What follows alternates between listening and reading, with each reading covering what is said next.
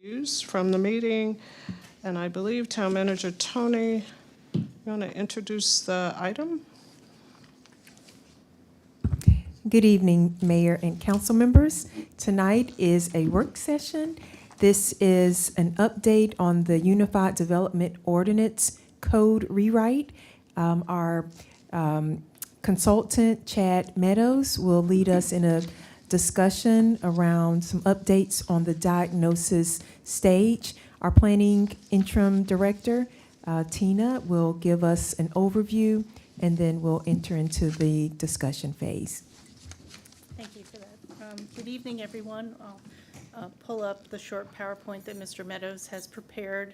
I just wanted to set the stage a little bit before you dive in. So we've got a great overview where we are with the project that Mr. Meadows will provide. And this is your first opportunity to take a look at the code diagnosis, which is a step in the project that we are all very interested to dive in and read through. There's a lot of material there, and you haven't had a huge amount of time to look at it, and we recognize that. So we have provided some materials at your place, which is to help you kind of use your time well. What you'll find is a sampling of about 5 of the different themes that are identified in the summary table with some sample questions, and those are provided to you to help facilitate your discussion. You're welcome to use them or not. Those are there for you, to use as you see fit. One of the other items in the agenda packet is a sample new table of contents, which comes from the town of Clayton, which is another project that CodeWrite has worked on. We have at the mayor's end of the table some other samples of table of contents of other ordinances. I know that some of you are quite familiar with ordinances, some not so much. So this gives you an opportunity to look at your leisure about how this proposal kind of fits in the grand scheme. And we are happy to provide other copies after the meeting if you would like. And so with that, I will switch over to the short PowerPoint and turn it over to Mr. Meadows, and you have your clicker right there at your table. Thank you, Tina. Good evening, Madam Mayor, council members. It's nice to see you, especially in this setting. I really appreciate the opportunity to sit at the table with you. When we have meetings and discussions, it's always so much more helpful to be able to look eye to eye and see people's expressions rather than the more formal dais podium situation. So thank you for that. Today's discussion, I have a handful of slides. I'll be moving through them in about 15 minutes. The idea behind tonight was to introduce you guys to some of the concepts that we've prepared based on our work to date, to answer some questions, and to let you know that our work in earnest is getting started. So thanks for the chance to be here. Thanks for the chance to be here in this setting. And we do see this as a starting point for more discussion with staff, the council, the community. We're in task 2, the code diagnosis stage. We've been busy with public input, document review, internal discussion, preparation of some initial draft recommendations that we're going to go over with you guys tonight. Okay? The code diagnosis. This is a roadmap for the new UDO. It is essentially some ideas, a framework for discussion about how we might make some changes to your LUO to turn it into the new UDO. It does explore some of the gaps between policy guidance, whether that's in Carrboro Connects or the equity plan or the climate work that's been done. And it also makes some recommendations. And there's probably 3 or 4 guiding ideas that I'm just going to mention quickly, and we'll probably come back to as we go through the discussion tonight. Touchstones, if you will, as we've thought about how best to go about this effort. One more thing I'll mention is it took 45 years to build this ordinance.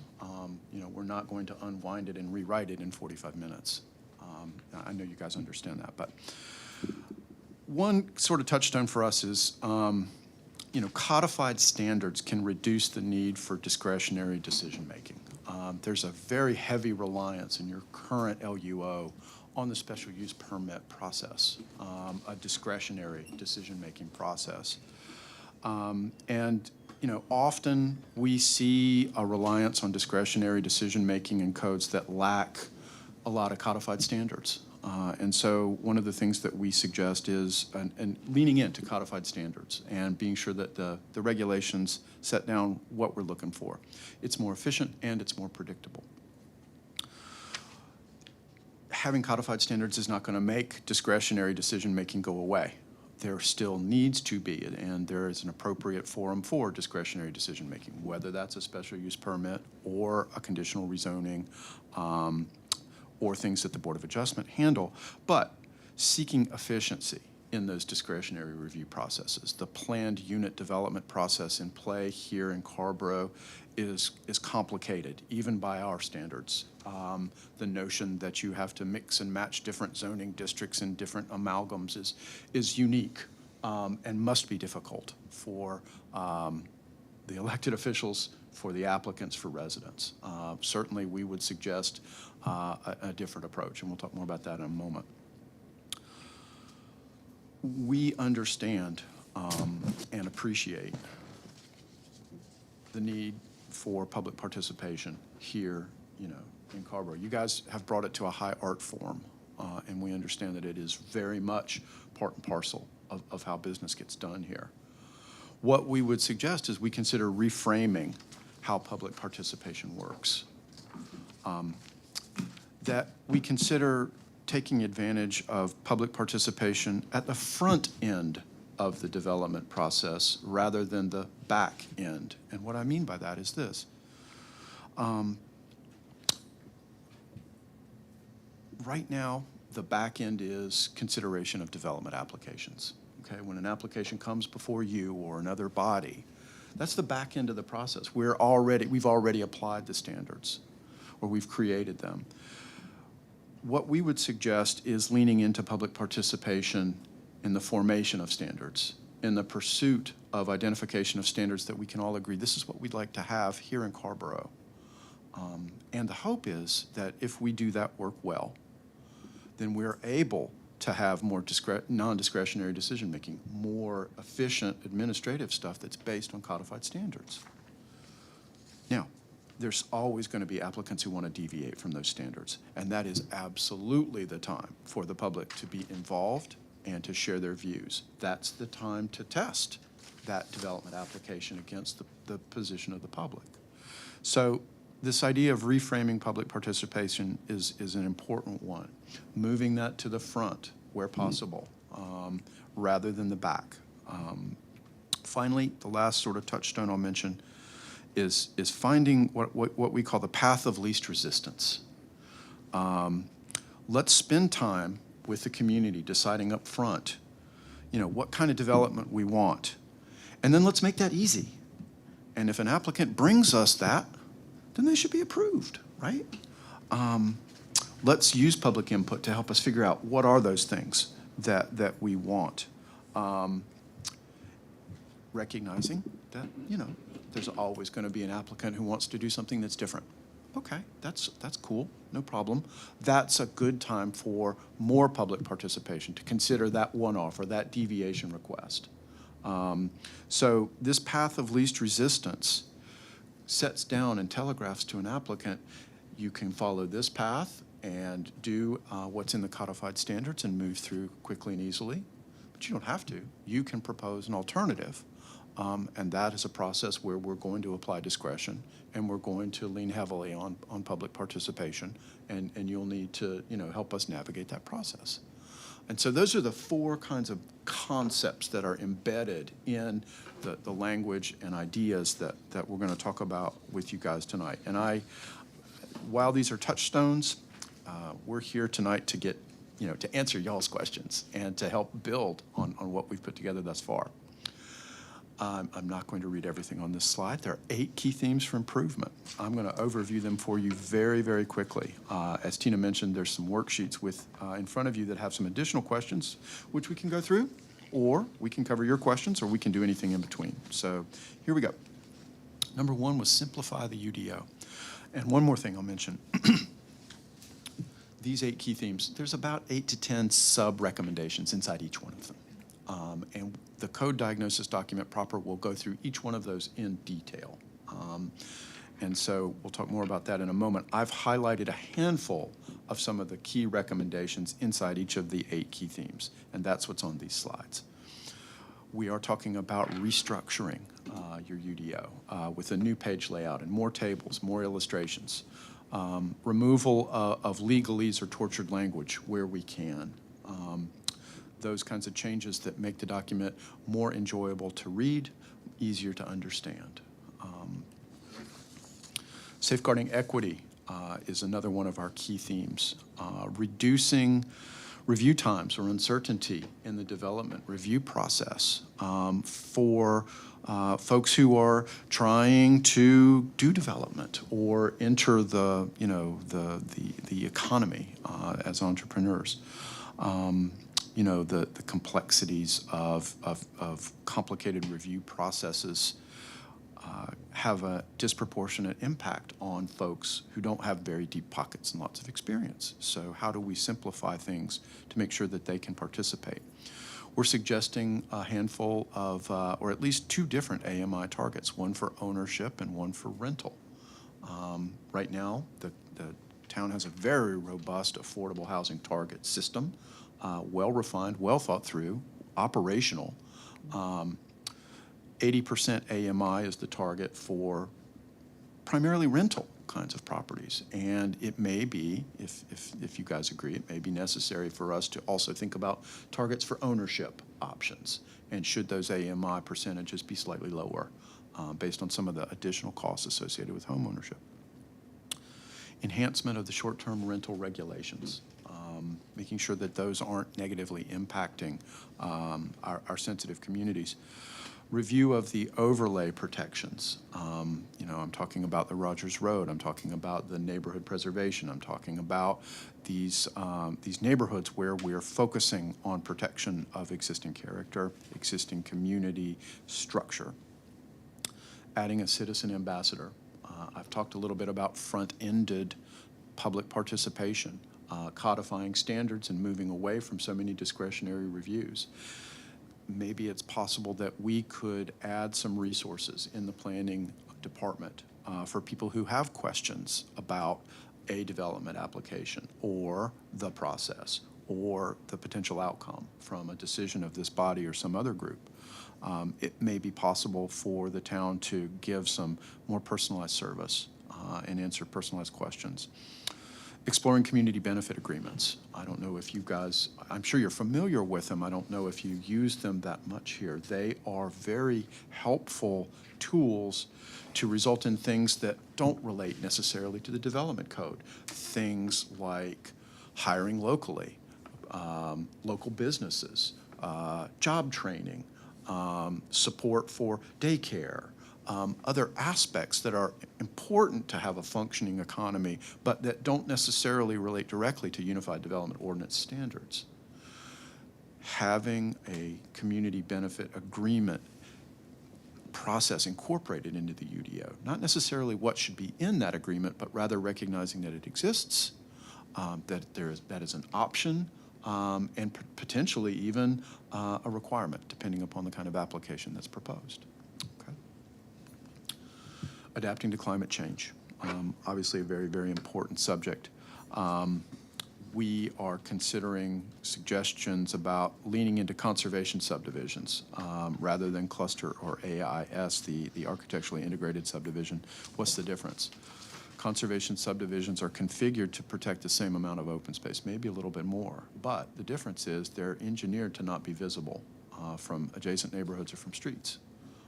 So they don't necessarily have as much impact on the kind of feel and look of the community. There's hopefully less resistance to smaller lots, smaller setbacks, et cetera. More native species and species diversity requirements in your landscaping standards. Mandatory, perhaps, or in some cases, maybe conditional or condition of approval related mandatory green stormwater infrastructure standards. So think of that as your low-impact development parking lots, your pervious pavers, your bioswales and bioretention, the sort of next-level stormwater stuff. there's opportunity for us to ask for more of that. Prioritizing passive open space over active open space area. It's an interesting question or thought that I hope that we can talk more about as we go forward. That's suggested based on the kind of environmental aspects of what we call passive open space, undisturbed vegetation areas. More limitations on development in the special flood hazard area, above and beyond, not just the floodway, but maybe the flood fringe, maybe the entire floodplain. Something to consider. Another question that we've put on the slide is whether or not we should prioritize greenways and multi-purpose trails over sidewalks. Maybe we should, maybe we shouldn't. There are some impervious surface aspects associated with sidewalks. We have some challenges with respect to our current existing right-of-way. We have some benefits that accrue to greenways and multi-purpose trails that don't necessarily accrue to sidewalks. At the same time, sidewalks are really, really important. They're part of the community fabric. They give us good access.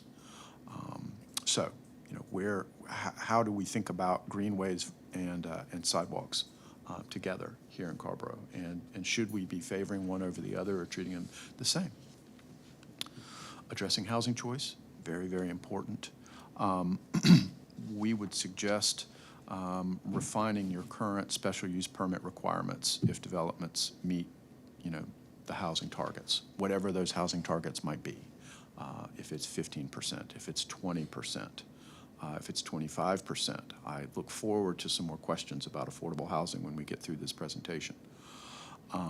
But if somebody gives Carrboro what it wants in terms of affordable housing or middle housing or payment into the town's fund for affordable housing, should we be freeing them from the issues and concerns associated with the special use permit process? It's something to think about. Perhaps exempting affordable housing altogether from density limitations.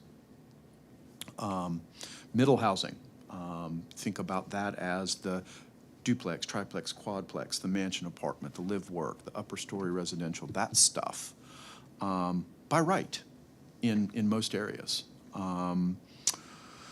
If somebody does want to do a traditional single-family detached residential subdivision, maybe in some areas, maybe there are minimum densities or maximum sizes or both for that kind of development. And then finally, simplifying the accessory dwelling unit standards, something we've heard a lot from the public about, the desire to have more of those and simplify some of the regulations in place. Integrating policy guidance. These are additional policies from your adopted policy guidance, Carrboro Connects, et cetera, that aren't already covered by housing, equity, or climate. Should we abolish parking space requirements altogether?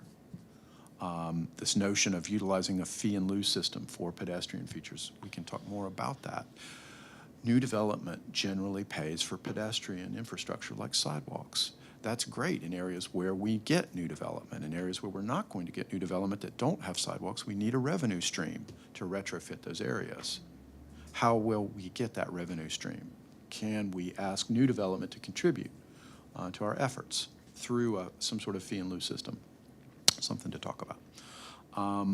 Leaning into mixed use. I mentioned having middle housing by right in most districts.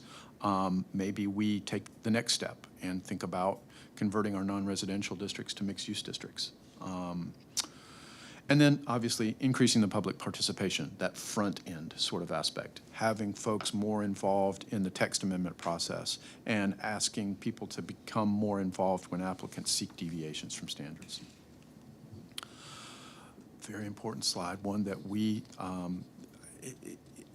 aside from equity, to us, this feels like one of the most important and beneficial things that can be done in this effort. Also, frankly, it's some of the lowest hanging fruit. I've talked about the heavy reliance on the special use permit. Any subdivision that happens in Carrboro, for the most part, has to have a special use permit. Most uses require a special use permit. You have different bodies that review special use permits. We would suggest a fairly dramatic simplification to that. all of the development review procedures that you guys use should have very clear review criteria, and those should be measurable wherever we can make them so. We need more definitions. Today's modern codes have 100 pages of definitions. Rules of measurement, how we determine height, setbacks, impervious surface, signs, landscaping, parking spaces, all of that stuff.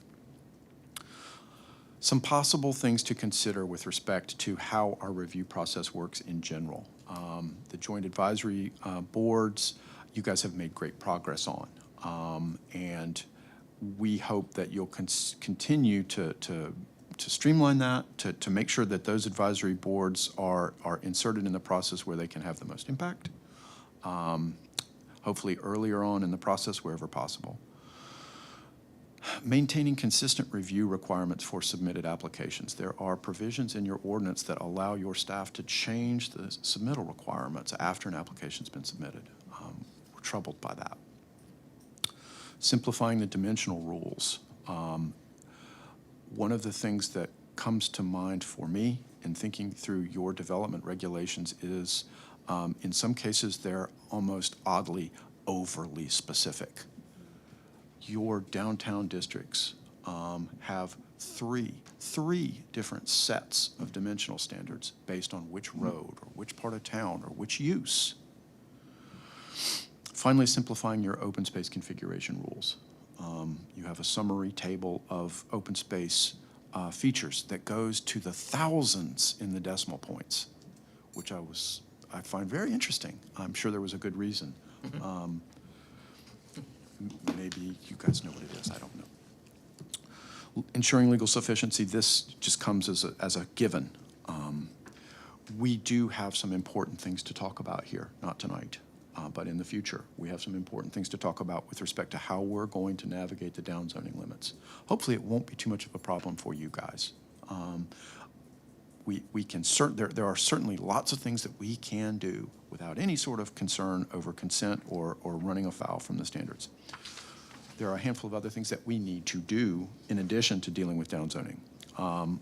One that's perhaps really, really important are the content-based sign regulations. Especially your temporary sign provisions are absolutely, positively, utterly content-based and should be changed to be content neutral. More discussion about vested rights. Section 15148 allows the town to withhold vested rights. Want to talk a little bit more about that. Removing the HPC and the COA.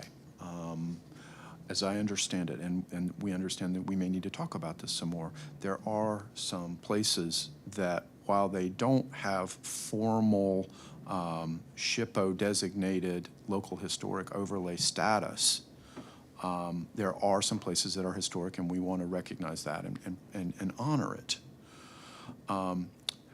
Historic preservation commissions and certificates of appropriateness are tools of local historic overlay standards. If you do not have local historic overlays in your zoning ordinance, you should not have historic preservation commissions or COA application provisions. Finally, incorporating incentives. And we've sort of touched on a lot of these. Perhaps exempting affordable housing from density, some by right review for middle housing in more places, some sustainable development incentives that is sort of a give-get kind of a thing. If you provide some sustainable development features, we would give you additional density, additional height, larger signs, relief from some standards.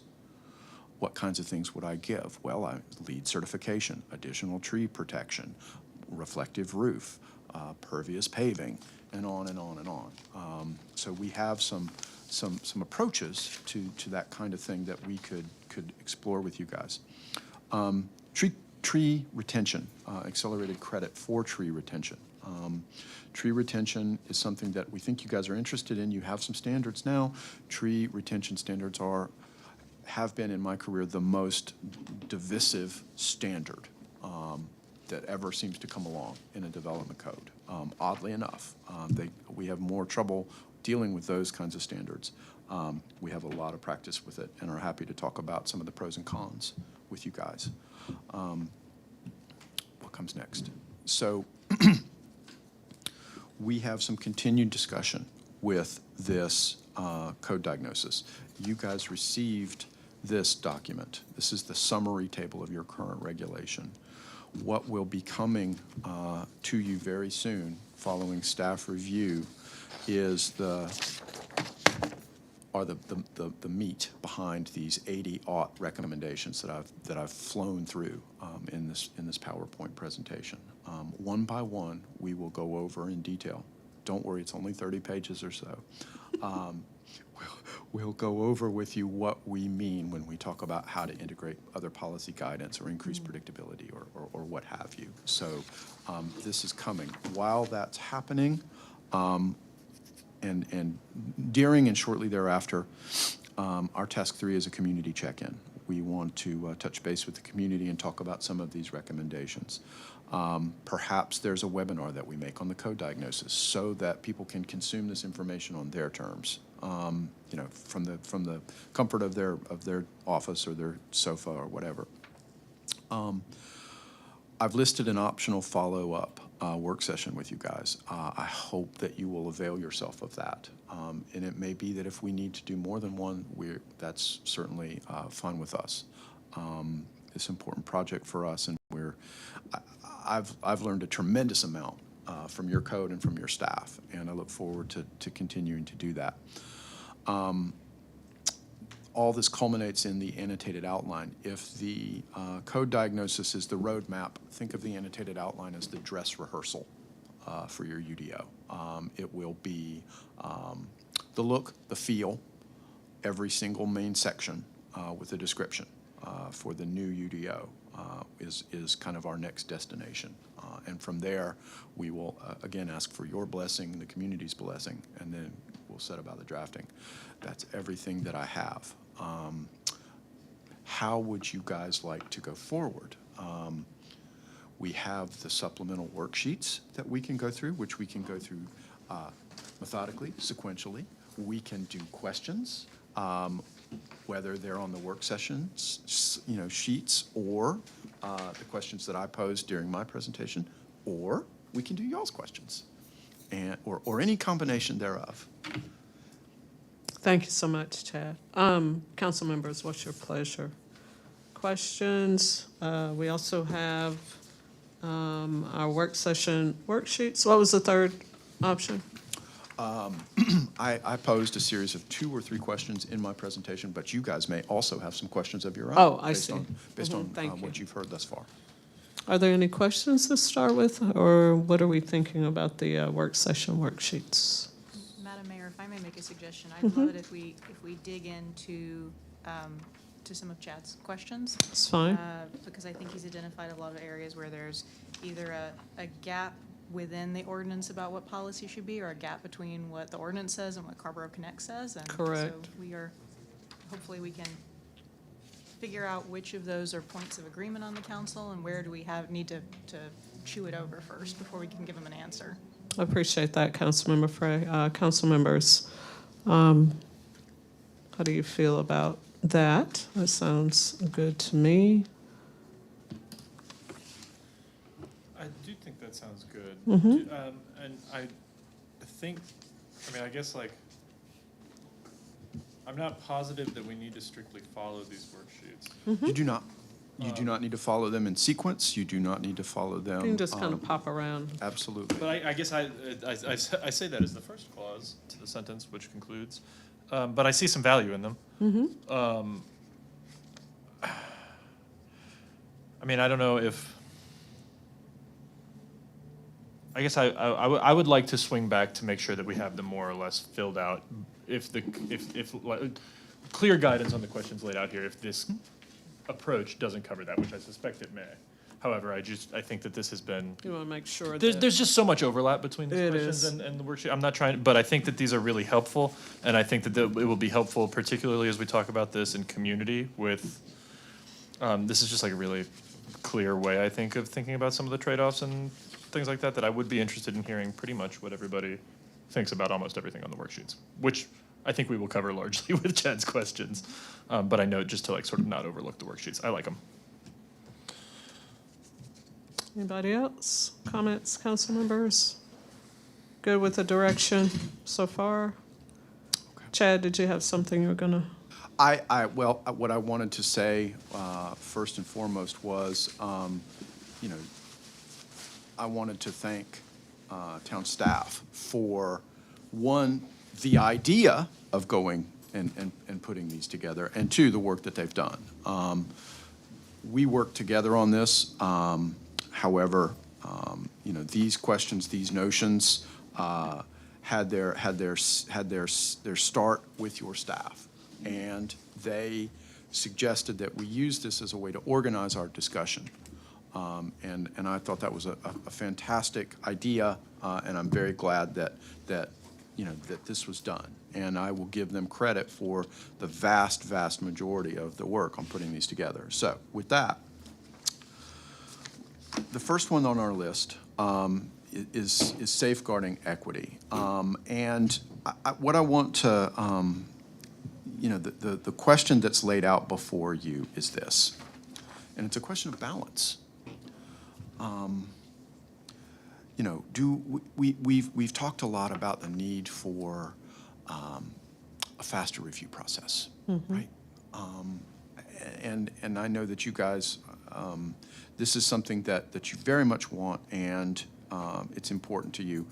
It is typical and common in other development code projects when we hear, well, we want to expedite the review process.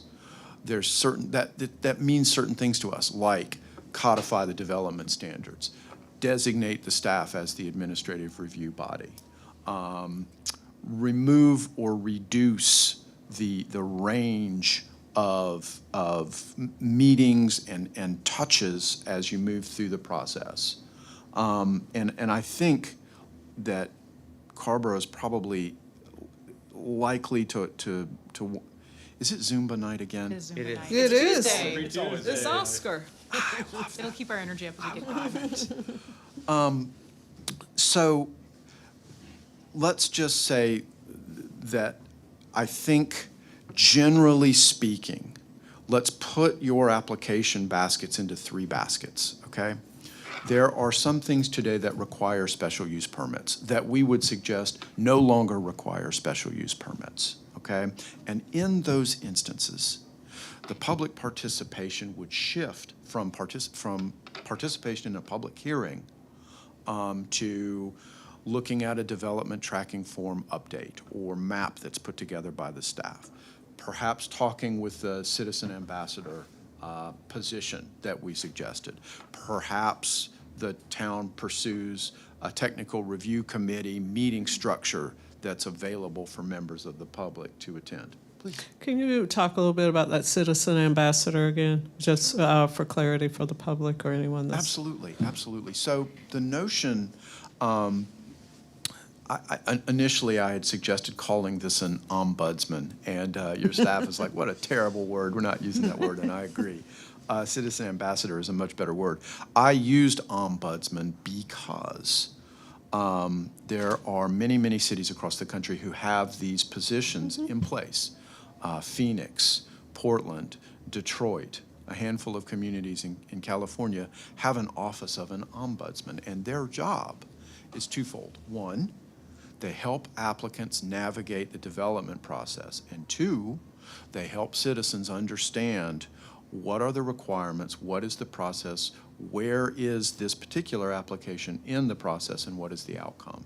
And that's their responsibility. Now, you guys are an awesome community. You're not Detroit, you're not Portland, you've got a smaller staff. It may well be that one of your planning staff members takes on the role of citizen ambassador and is available to help applicants understand the process outside of a TRC meeting. They are available to be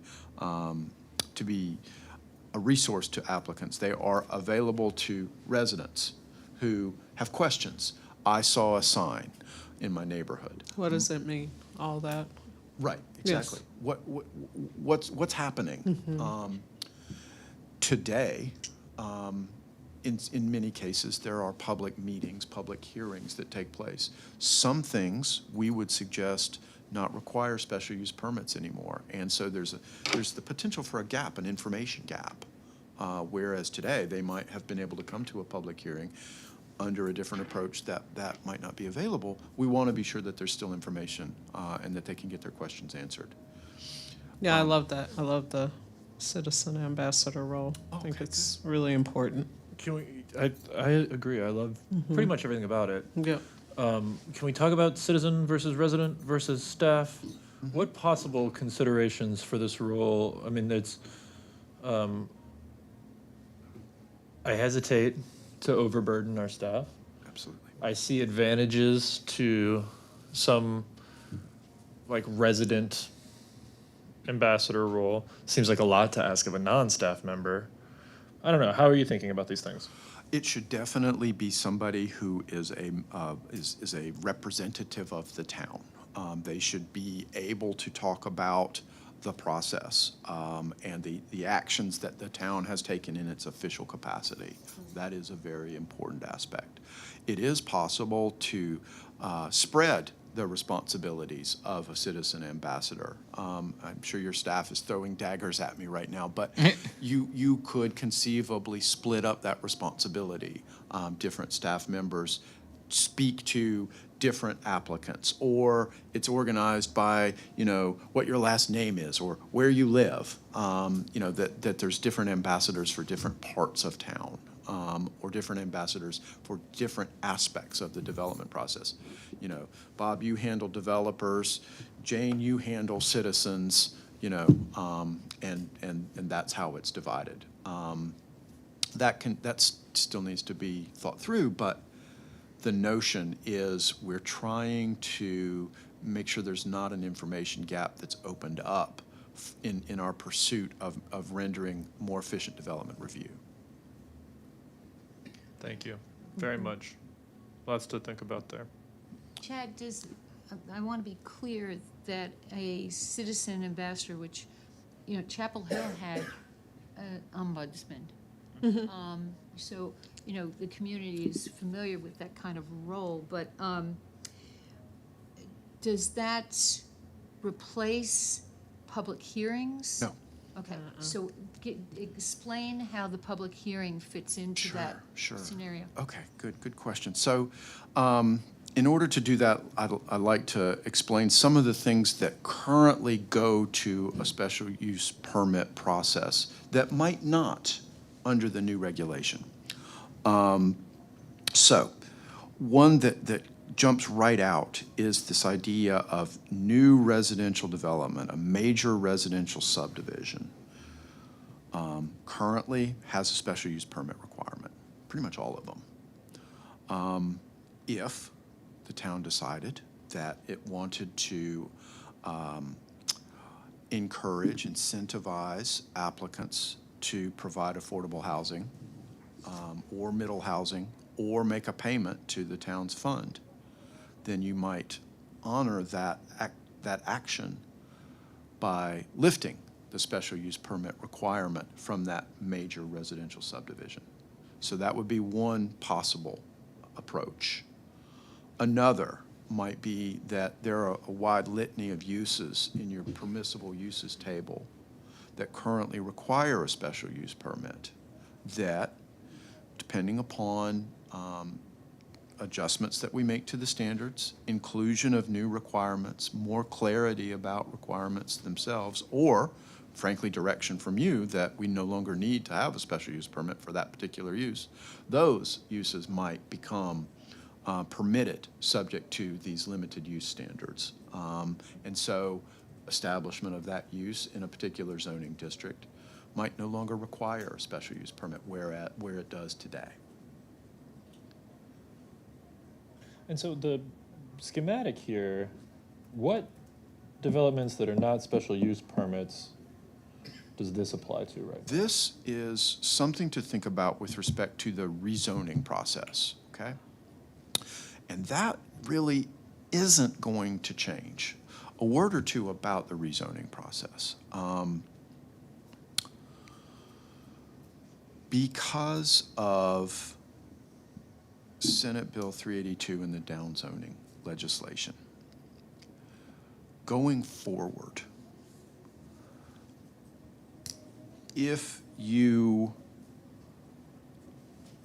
upzone property, if you increase its development potential through a conventional zoning process, right? There's no concept plan, there's no conditions of approval. You just grant this new development authority to this land that gets this zoning designation. Because 382 bars you from reducing allowable uses, or bars you from lowering densities, or bars you from creating nonconformities without consent, you are in effect saddling the town with something that can never be changed. At least not until the law is changed.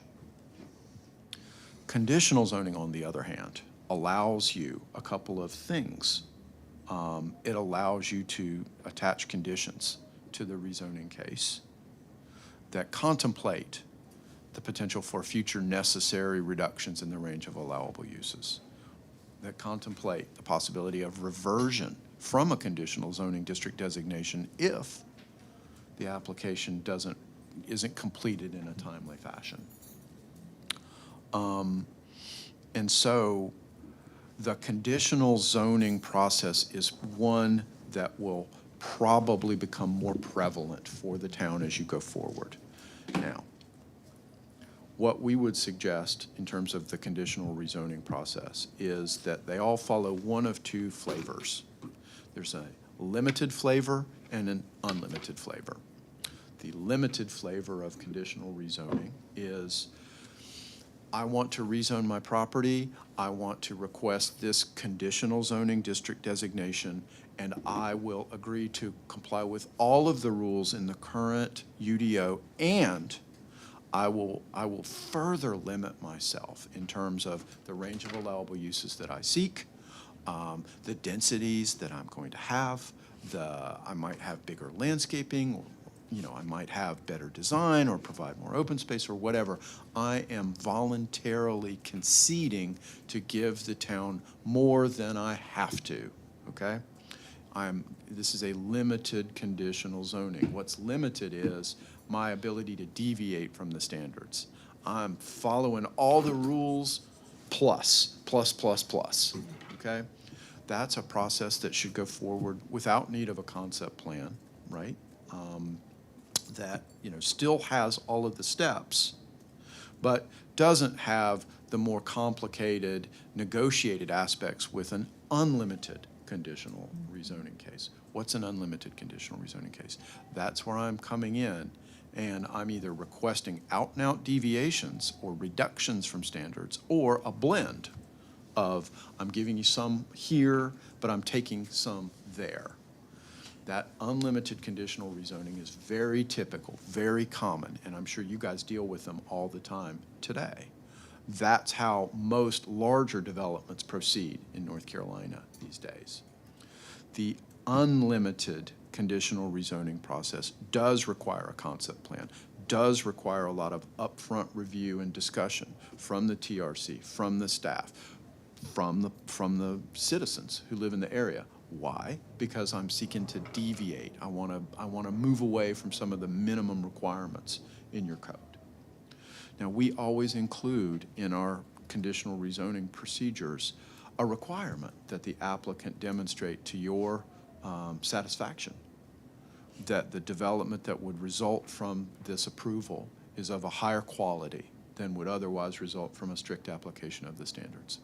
And we set down rules or parameters for how that is measured, the things that people would include. It's not an exhaustive list, it's a suggestion. Hopefully, the applicant would take that and build on it and do more, do different. The point is that conditional rezoning process should involve all of these steps and should not we shouldn't be waiving any part of the public participation process, okay? So as far as conditional rezoning goes, this process is appropriate and should be followed, perhaps even enhanced, at least if it's an unlimited conditional rezoning. Let's talk about special use permits for a second. This process says this is how you use special use permits, okay, or how you go through special use permits.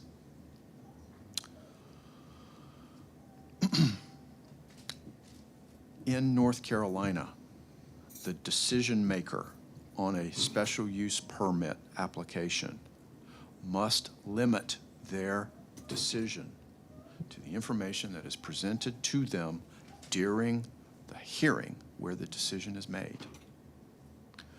Consideration by an advisory board, consideration by neighbors, not relevant, Shut up. should not be involved. In fact, if it's found that you relied on that information that was collected and assembled outside of the hearing inappropriately, then you violated the law. So, we would suggest that special use permits not include these kinds of advisory board and community member listen and learn sessions, not necessarily include neighborhood meetings. One of the reasons why we make that suggestion is because having a neighborhood meeting for a special use permit gives those neighbors the impression that they can impact the outcome when they can't. Because the body that's, convened to make a decision on that application has to stick to the standards. Yep. So, you've anticipated exactly what I'm thinking about, and I really appreciate your thoroughness. And I didn't understand the distinction that you drew between the zoning and the SUP, so I really thank you. Is it too much to say that for SUPs, which we're trying to eliminate in volume regardless, none of this should happen? Yes, pretty much, yes. Yes, There should be one hearing for town council. that's correct. I love that. I mean, it seems also like the law to me, yes, thank you, okay. The statutes do allow for additional consideration by advisory boards. However, very, very few local governments follow that. I mean, it's honestly, this is the thing I hear the most in advisory boards, is what the hell are we doing here on Tuesday night? Right, Council's gonna say that they can't listen to this. right. You're right.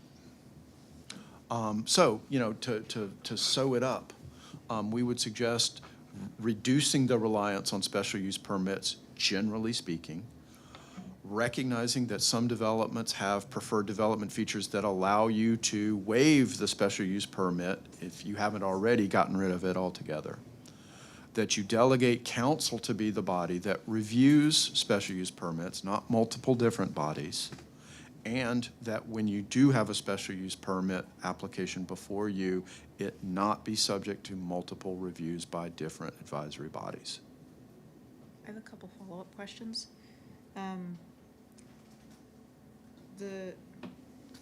think folks who are listening who are familiar with the advisory board process will say that, well, if you're having an SUP, the supposed benefit of having the advisory board's comment is that it gives the applicant some food for thought that they may use to improve their application. In sort of in what you're imagining in the future, where do they get that from? If they're going to something that requires an SUP, do they have a pre-application meeting with the staff and then they go straight to council for their hearing, done, that's it? Or is there anywhere for them if they're, or is that where the ombudsman comes in to give them some information that may help them improve the application? I would say it would be a blend. I think that you should allow an applicant, if they so chose to have a neighborhood meeting, to do that. That's their business. Mandating it is a different matter. Certainly the ombudsman or the ambassador could be helpful in helping them frame their application for success. Obviously, at the end of the day, the application turns on, do you meet the standards or don't you? To be fair, there's art in that, but, it should be boiled down to the most basic, wherever we can do that.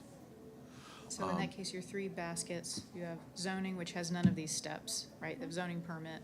Yeah, with an that's just a expanded by pool. And right. that should be much more common for Yes. anything that meets the codified standards. Yes. Zips on through. Yes. Does not come to any board, has no public hearing. Yes. Done.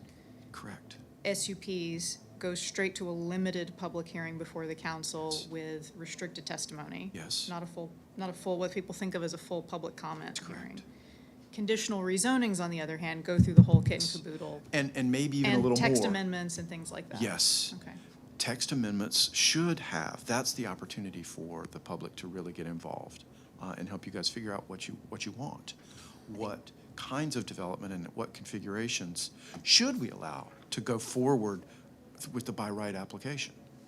I think there's one other key difference here, which is today, when we see a conditional rezoning, we always see an SUP after it, and it often confuses us as well as the advisory boards that get pulled in on either side of that. They're saying, well, if I'm reviewing this now, why is there an SUP later? And then they get to the SUP phase and they have comments about things that are in the conditional zoning. Are like, no, that's off limits, that's already done.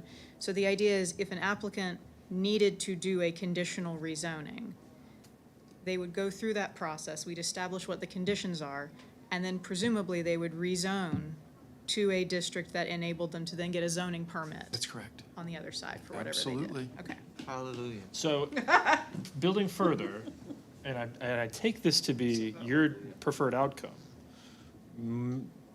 We use a fair amount of conditional rezonings in town, but dramatically reduce SUPs, and in the final state, almost like the number of conditional rezonings is much higher than the number of SUPs. That's a good question, which I'm not able to answer, and here's why. I don't know the scope and detail of the by right standard that we are contemplating. Depends on what we put in our districts. Yeah. So if we did want that to be the outcome,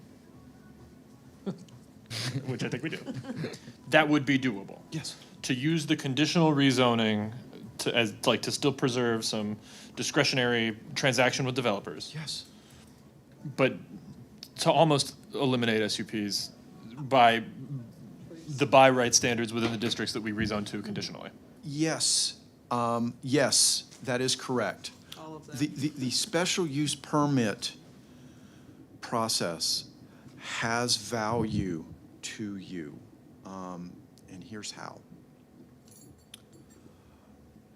Because you currently use special use permits to consider residential subdivisions, you may continue to do that going forward without fear of running afoul of 382, okay?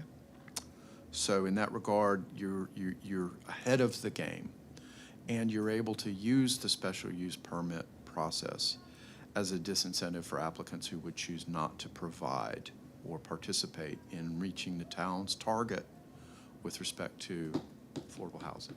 Okay. Yahtzee, okay. It's very clear that you've heard us well on this series of issues, and I appreciate it very much. Yeah. I've got one other follow-up here. So the Board of Adjustments role changes quite a bit here. They no longer hear SUPs at all. That's correct. They hear variances only Appeals? and appeals. But they are going back to their strict statutory role. Help me understand the distinction here between what becomes a variance. So I understand they hear appeals of zoning permit. So if someone is denied a zoning permit, they can appeal to the Board of Adjustment. That's pretty clear. They must. They That- must that appeal. should, yes, Yeah. it must be done that way, yes. Okay. Where does the variance side of that come in? Because I think for the current Board of Adjustment has a very mixed role and trying to figure out, okay, what does this mean for those reviews and how those, so the SUP part comes to the council. Sure. The part that's still, I follow, the appeals make complete sense, but if you could speak a little bit to the variance side of that. Absolutely. So the variance tool is available for development proposals that cannot physically comply, or applicants who choose to request to not comply. The reason that we don't see variances used more frequently is because variances turn on the notion of hardship. You have to be able to prove I have a hardship in order to be approved for your variance. As a result, people who want to deviate from the standards end up using the conditional rezoning process because it's negotiated. The role for the variance is still there. the role for the variance is I can't meet the setbacks. I can't meet the landscaping requirements. I can't meet, some other kind of standard that's in the ordinance because of physical conditions on the lot, or some other narrow band of situations that are handed to us in the statutes. We don't have a lot of discretion about, the variance criterions. So there is still a role for a variance, but I'll mention this. Lately, we are also seeing increased reliance on the ability of staff to grant what I'll call minor or de minimis kinds of reductions to numeric standards. So, for example, let's say I am building a building on my lot. I have 15-foot setbacks on each side. I have an existing tree on the lot, and that tree is 10 feet from the lot line. And if I build my building at the 15-foot setback line, I will impede that tree's roots. I'll impact it in a negative way, and I don't want to do that. What I would like to do is reduce the setback, not on the tree side, on the other side, right? So that my building can be farther from the tree. Some people call that an administrative variance. Some people call it an administrative adjustment. I know you guys have some of those provisions now. We would suggest continuing with those, leaning into those. Maybe we have an out-and-out provision that allows staff to grant administrative adjustments to a certain percentage or a certain range of percentages, depending upon where you are in town or what's being requested.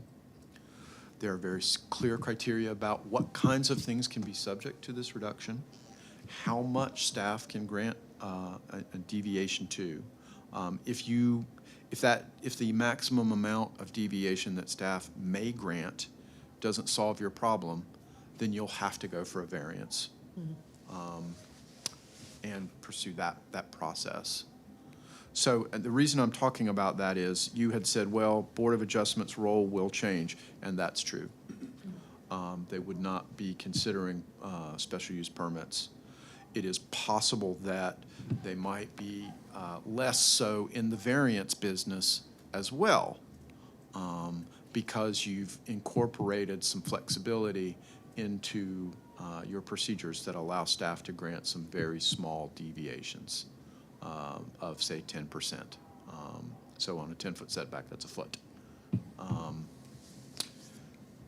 That said, there are some other flexibility provisions that are out there. We are drafting these days what we call an alternative plan. That's primarily applied to development standards, parking, landscaping, lighting, fences, walls, things like that, where I might ask for an alternative configuration on my site. Example, let's say I have a site and I have a 3-story building, and on the northern side of my lot, I have a use that I need to buffer.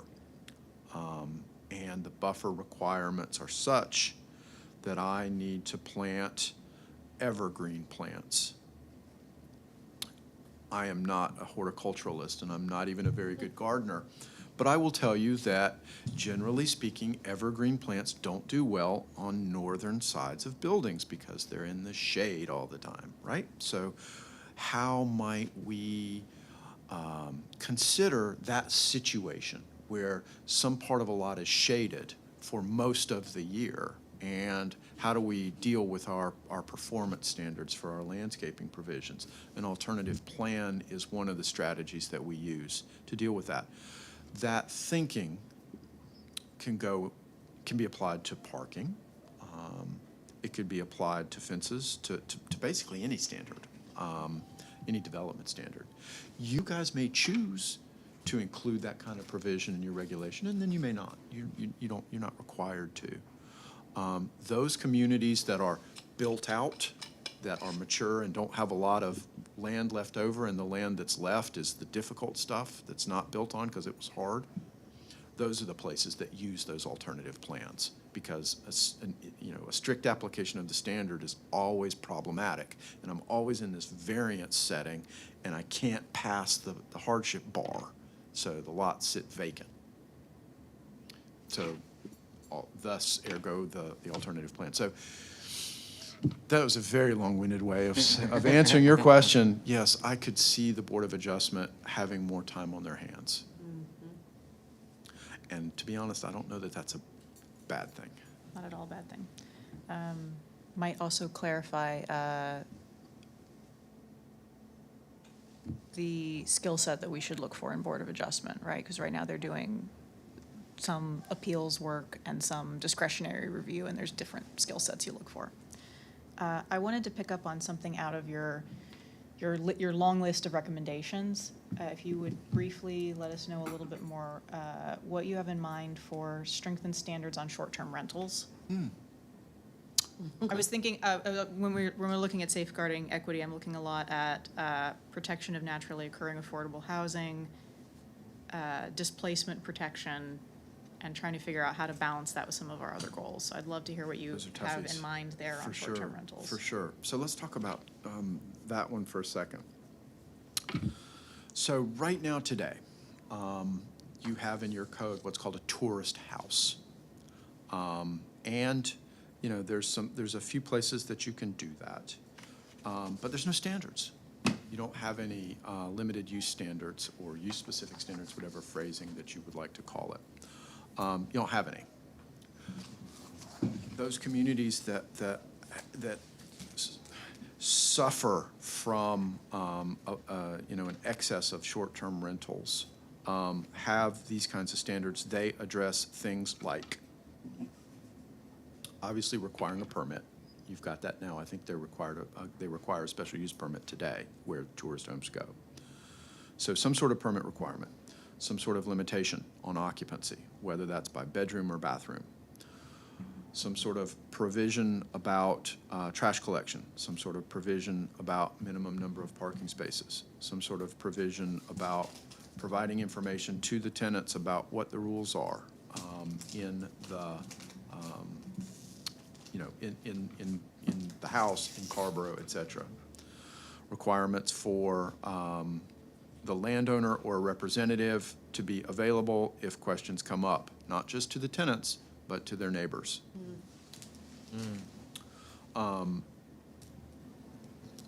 Provisions that allow the town, after a certain number of violations, to withdraw the permit approval. So those are some of the flavors of things that could go into a short-term rental regulation. And these are things that other places are using now. All that to say, you should never, ever adopt a regulation that you can't enforce. Right. And short-term rental enforcement happens Friday at 7 p.m. through Sunday at, whatever, midnight or whatever. And if that's when the infractions occur, it's good to have your enforcement arm there. A lot of people do rely on their police force to assist with that. That said, there are some resort communities that actually have code enforcement that works that time. That's when they work, is over the weekends and on the evenings to deal with that problem. I'm not sure that will work for you guys, but some places do that. So, that we move into that short-term rental regulation stance, aware that, it's not a panacea, that there's some issues that we have to grapple with. The reason that it was there is because of the potential impact of the short-term rental on the housing supply and the kind of neighborhood feel that that can kind of result in after you've got like a critical mass of these things, Yep. it becomes a different kind of a place to live. And so, we can't do density regulations and we can't do spacing. We've got some North Carolina Court of Appeals rulings about that stuff, and we're not able to do those things. We can't do a registration. But we can have some of these standards, and it's in there because of that issue, that sort of protection of our naturally occurring affordable housing, protection and recognition of the context of the communities where we're seeing a lot of these now. I don't think this will solve the problem overnight, but it's a step forward. So can I hop into this at just like a higher level? So I think we are generally not that favorably disposed as a board to short-term rentals. But do I state the case correctly? That it seems like the tension we're managing here is, I mean, basically I don't want them. but if we add the units, particularly ADUs, that will serve all the rest of our goals, it's going to be difficult to enforce regulations that will prevent the concurrent, Some percentage. I mean, the regulations you're proposing all sound pretty much Sound desirable great. to me across the board.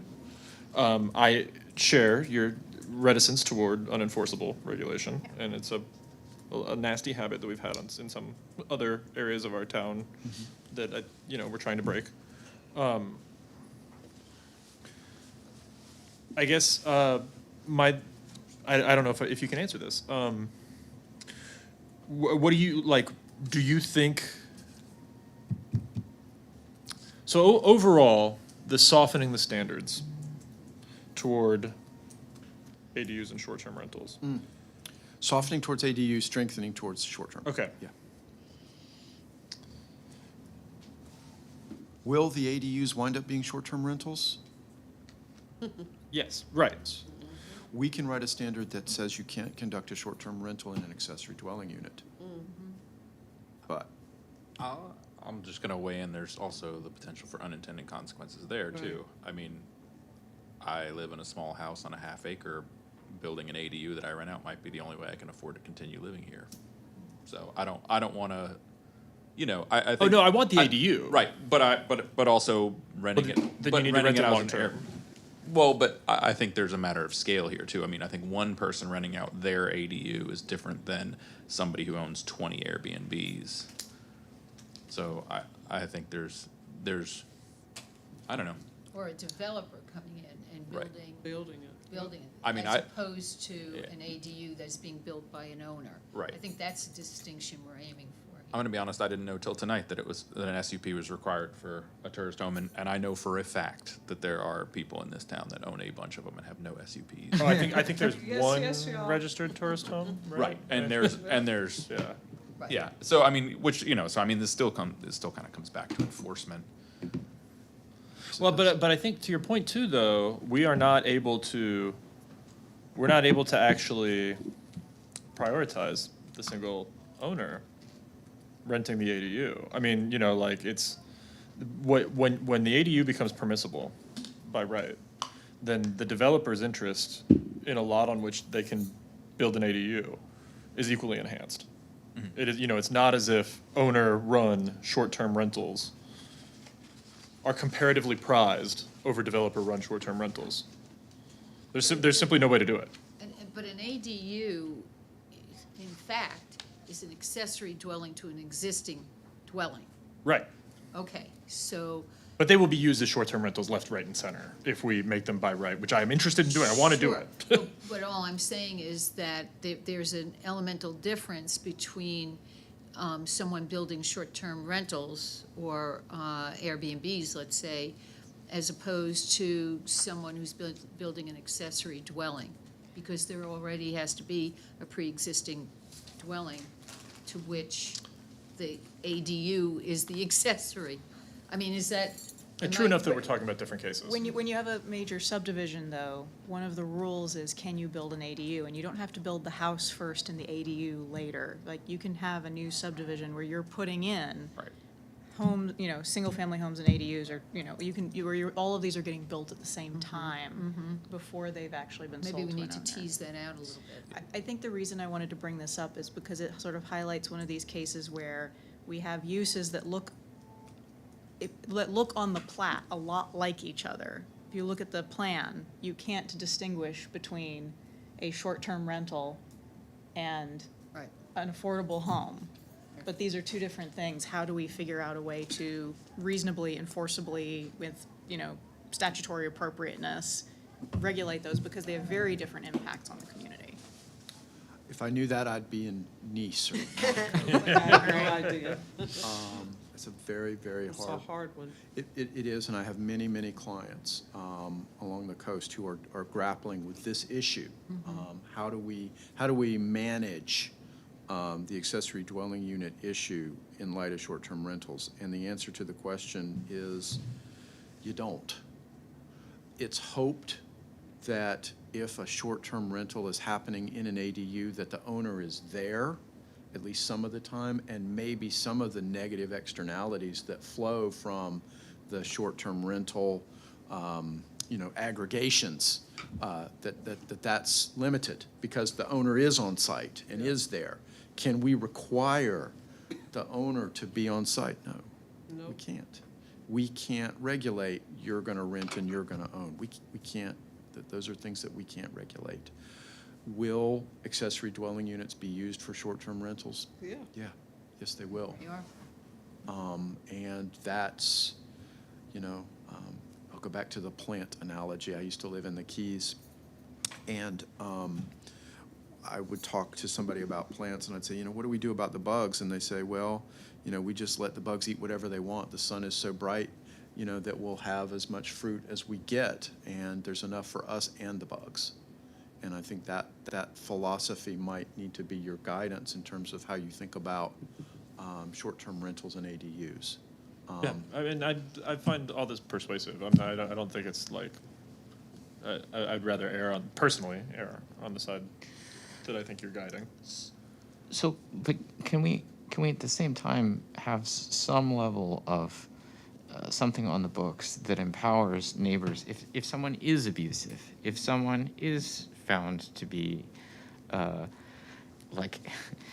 maybe they own 20 across town and it's fine because they're in pockets of ones and twos, and they actually do have a good management company, and when there are problems they're responsive. But if we have an enterprising entrepreneur who comes in and manages a bunch of these, and it's a repeated set of complaints in the same neighborhood, the same vulnerable neighborhood, we need a tool to be able to act on that. And so I do want to see some tools, and I think we should talk about, what can we enforce? Agreed. But what are the tools? It seems. Well, so while we don't have the ability to have a registry, we do have the ability to require a permit. And if we have the ability to require a permit, we have the ability to rescind a permit. And we just have to specify, these are the conditions under which your permit would be rescinded. Okay, do we have the ability then to issue a fine for failure to get a permit? Yes, you do. So whatever we can do, I would be interested in. Yeah. I don't know about everybody Staffing else. question. Yeah, I mean, Yeah. I think there's, certainly if it's enforceable, and things that are complaint-based are enforceable. I mean, if we get repeated complaints, we can show up. I mean, I guess what happens if somebody's operating one and turns out they never had a permit in the first place? I mean, I think. Right. That stuff is real. Yeah. So let me ask the question this way.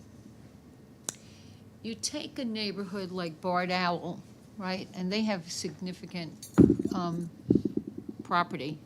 They have small houses, many of them are ranches, but there's a lot of space. And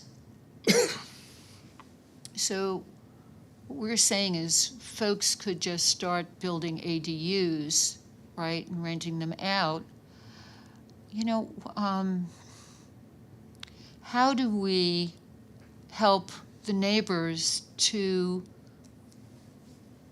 ensure that their neighborhood doesn't end up like like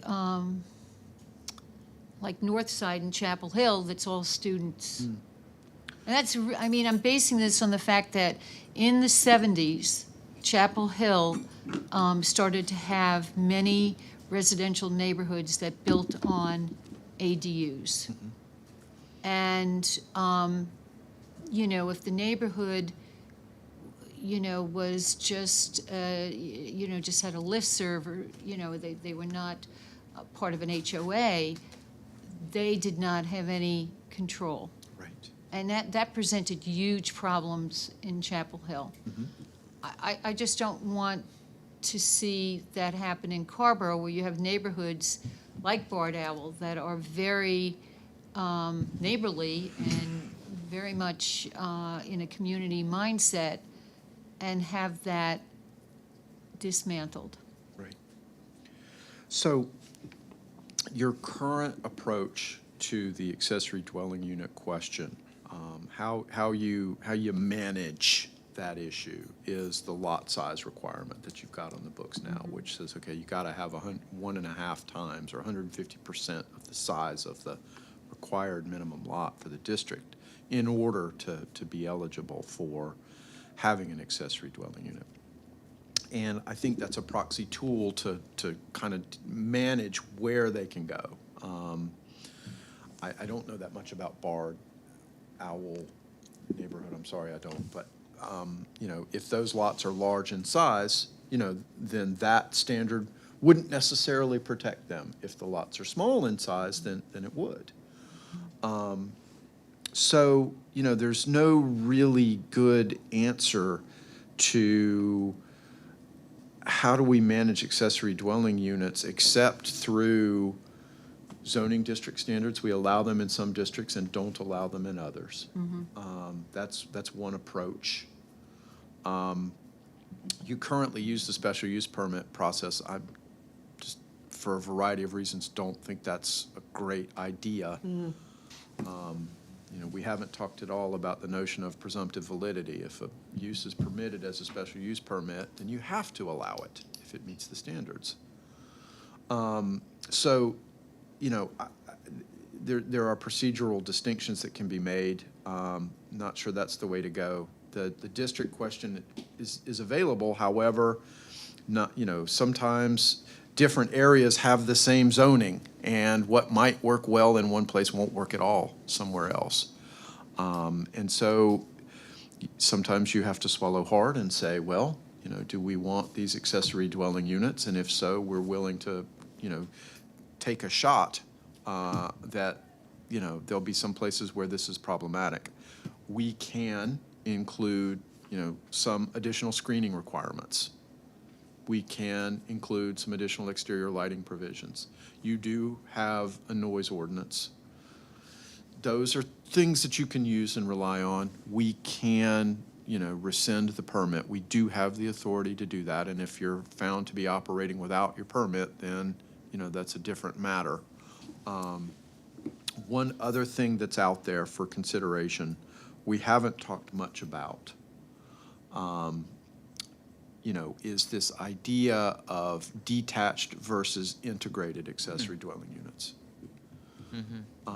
It is possible to accommodate an integrated accessory dwelling unit in an existing structure and allow that to be rented as a short-term rental, but not to permit a detached accessory dwelling unit to be operated as a short-term rental.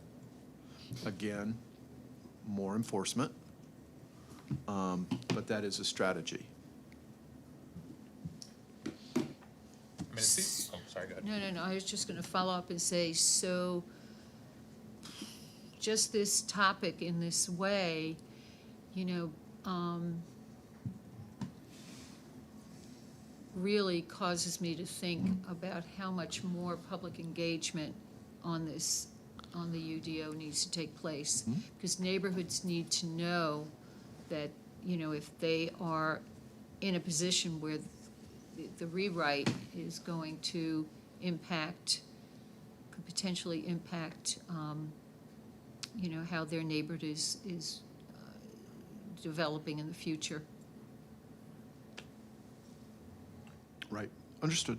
I will say that the input that we've gotten up to this point with respect to the ADU question has been resoundingly pro. Let's make it easier to have these. I think a lot of people feel the way that Jason is articulating. Well, and what I was gonna say is, we should keep an eye on the issues we're trying to solve without losing sight of possible unintended consequences, and that is, we don't have an overabundance of Airbnbs that we're trying to solve for. We have a shortage of housing we're trying to solve That's for. right. So, That's right. kind of keeping, some tools at hand should an unintended consequence be suddenly we're overrun with Airbnbs, but that doesn't seem, that's not the issue we're facing. No.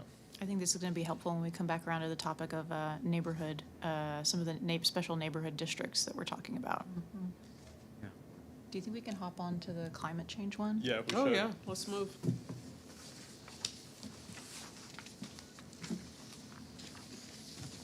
Chad, you've laid out a ton of goals that I think you're gonna be like, yes, all of these are good goals, but I'm guessing that there's some kind of input you want from us in terms of how to prioritize. Yeah. Yes, you're absolutely right. Very perceptive. And this issue is one that, this issue of balance is one that I always seem to find myself kind of ruminating about when I'm working on y'all's stuff. You have many goals. They're all good. And in some cases, they may operate at cross purposes to one another. For example, we want more density. Okay, good. But we also want to be more environmentally, protective. And we don't want to be overly expensive in terms of development, right? In many ways, the equation of environmental protection and density and development cost is like that triangle that you see for any kind of consultant or whatever. You can have it good, you can have it fast, or you can have it cheap. You get two of those, but you don't get three. And in some ways, this prospect of we want to be very environmentally minded, and we want to be very much be especially kind of cognizant and embrace climate change and environmental protection. We also want, to increase density, and we want to be sure that we're not overly expensive for development. That triangle is very difficult, perhaps even nigh impossible. And I'm not sure how to balance that. And I'm wanting some input, from the town, from you guys, from residents about, okay, if something's got to give, what's that something? Are there different places where different somethings give? I don't know. So that's kind of the conversation that I'd like to have. This question is simplistic in that it says, here's some tools out here. Which ones, how do we prioritize among these when they're applied on a particular site? And that's great. The larger question is, are we going to say no to an affordable housing development because it's proposed in a location that is contrary to our environmental goals? I don't know. Is that something that you guys have thought about? Thought about, yes. Figured out, no. No, yeah. I feel you. Yeah. Do you have a sense of how you guys would go about that prioritization process? The first thing that pops to mind to me is this conundrum of there are multiple things where people swear up and down that it will be awful, and then as soon as they experience it, they find out it's actually great. And it's just, for example, bike lanes in front of businesses. The business owners across the country, over and over and over again, swear up and down it's going to hurt their business. And then they spend 2 months with a bike lane in front of their business, and their business goes up. And so I'm wondering how many of this is just, do we have the stomach to get to the other side of something that is going to have a multiplier effect, that people swear up and down that something taller than 50 feet is going to be ugly and ruin the character of their neighborhood until they can walk there and get groceries. Right, right. Good, yeah, good question. Time for the pleasure. Chad, you characterize, environmental preservation and protection and potential opposition to affordable housing. And I want to take issue with that because many times, I think that's far too simple. I think there's science behind environmental decisions that has to take precedent. We recently had this very question with Pathway Drive that is on essentially a ravine and had daylit springs, and there was flooding below to the neighbors already. So, the topography of the land and the information we have about the ecology of the land those are the facts that frame the discussion. It's not pitting affordable housing or accessible housing against environmental protection.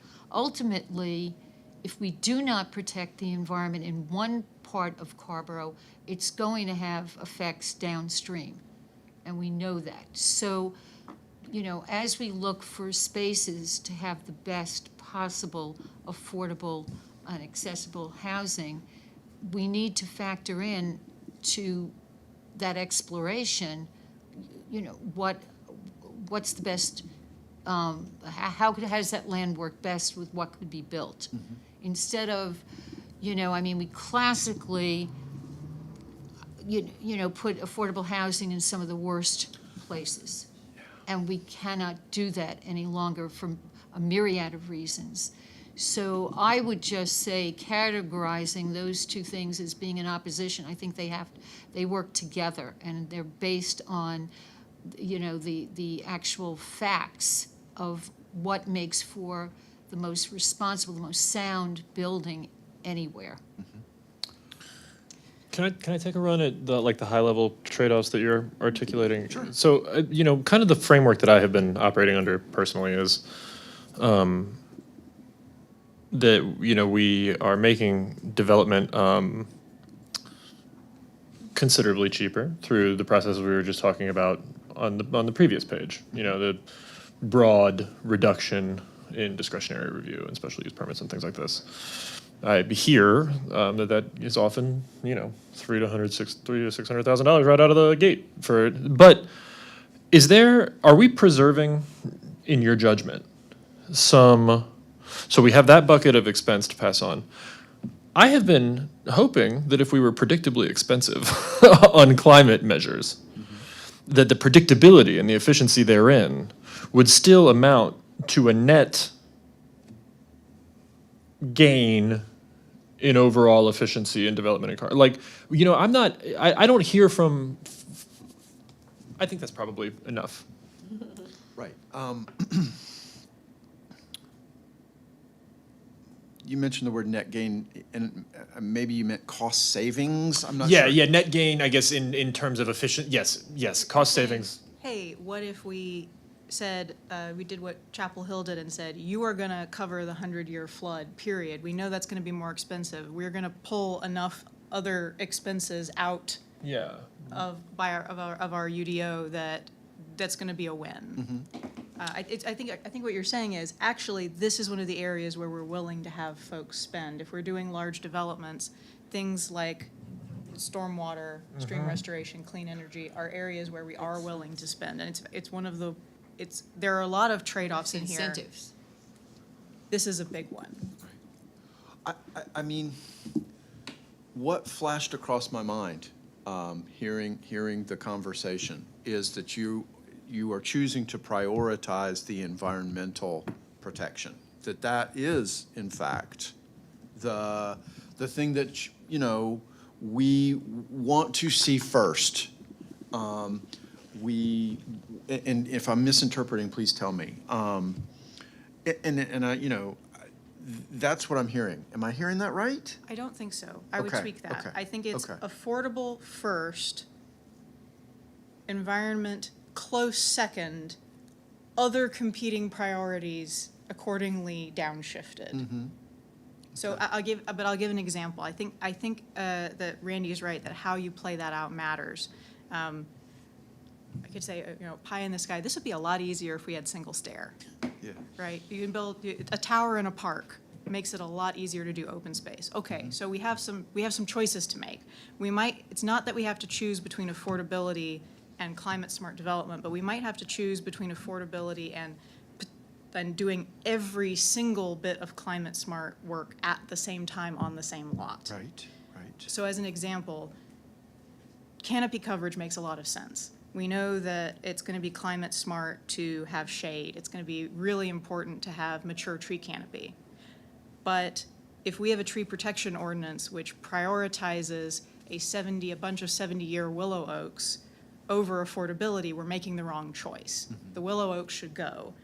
And we should ask that they be replanted, and that should make our site plan flexible enough that we can make that affordable and say, hey, and wherever that extra space ends up, would you please plant something back that's going to be a mature shade tree? If you say, we have to keep the willow, that one tree cut in Carrboro is a problem, well, yeah, but a 1/4 acre cut in Chatham County is a way bigger problem. So trying to define those, like, I would say, hey, flood protection 200-year might make sense. Right now, we only do 25. Flood protection beyond 100-year, you start to get reduced additional benefit from the additional, because the gap between the flood sections, the flood frequencies gets to be a smaller and smaller amount of rain. Right, that's true. Trying to find a sweet spot in environmental protection that is compatible with affordability, and then go whole hog on that. Yeah, I understand exactly what you're saying, and it's helpful to have, in the broad stroke, we really do think affordable housing is, that's the goal that, we really need to be sure, that we're not going to, to trade on that, because the point that you make is absolutely correct. We see affordable housing happening on marginal lots because those are the less expensive ones. So much so that now, even the feds aren't lending money if you're going to be doing stuff inside the floodplain, right? We're seeing that now. So even they're kind of have gotten it figured out. So yes, understand affordable housing, and then close second is the environment. The other sort of issue that you raised is, Chad, the prioritization that you're setting out is overly simplistic, because flood protection in one place is going to be, at this level is going to be different than flood protection at that level in a different place. That's exactly right. Yeah. That's exactly right. Or- And it's also that if you make a certain decision in a certain place, and it's what happens downstream of it. I mean, you just look at the difference between Carrboro and Chapel Hill and Camelot Village, okay?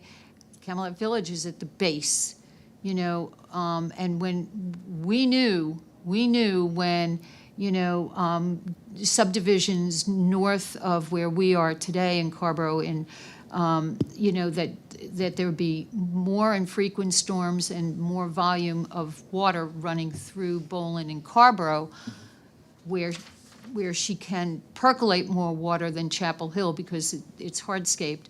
Right. By the time it's getting to Chapel Hill, so you see the zone, it's not just a zone within itself and what that floodplain can absorb, but it has to be with the view to what could be coming from other areas.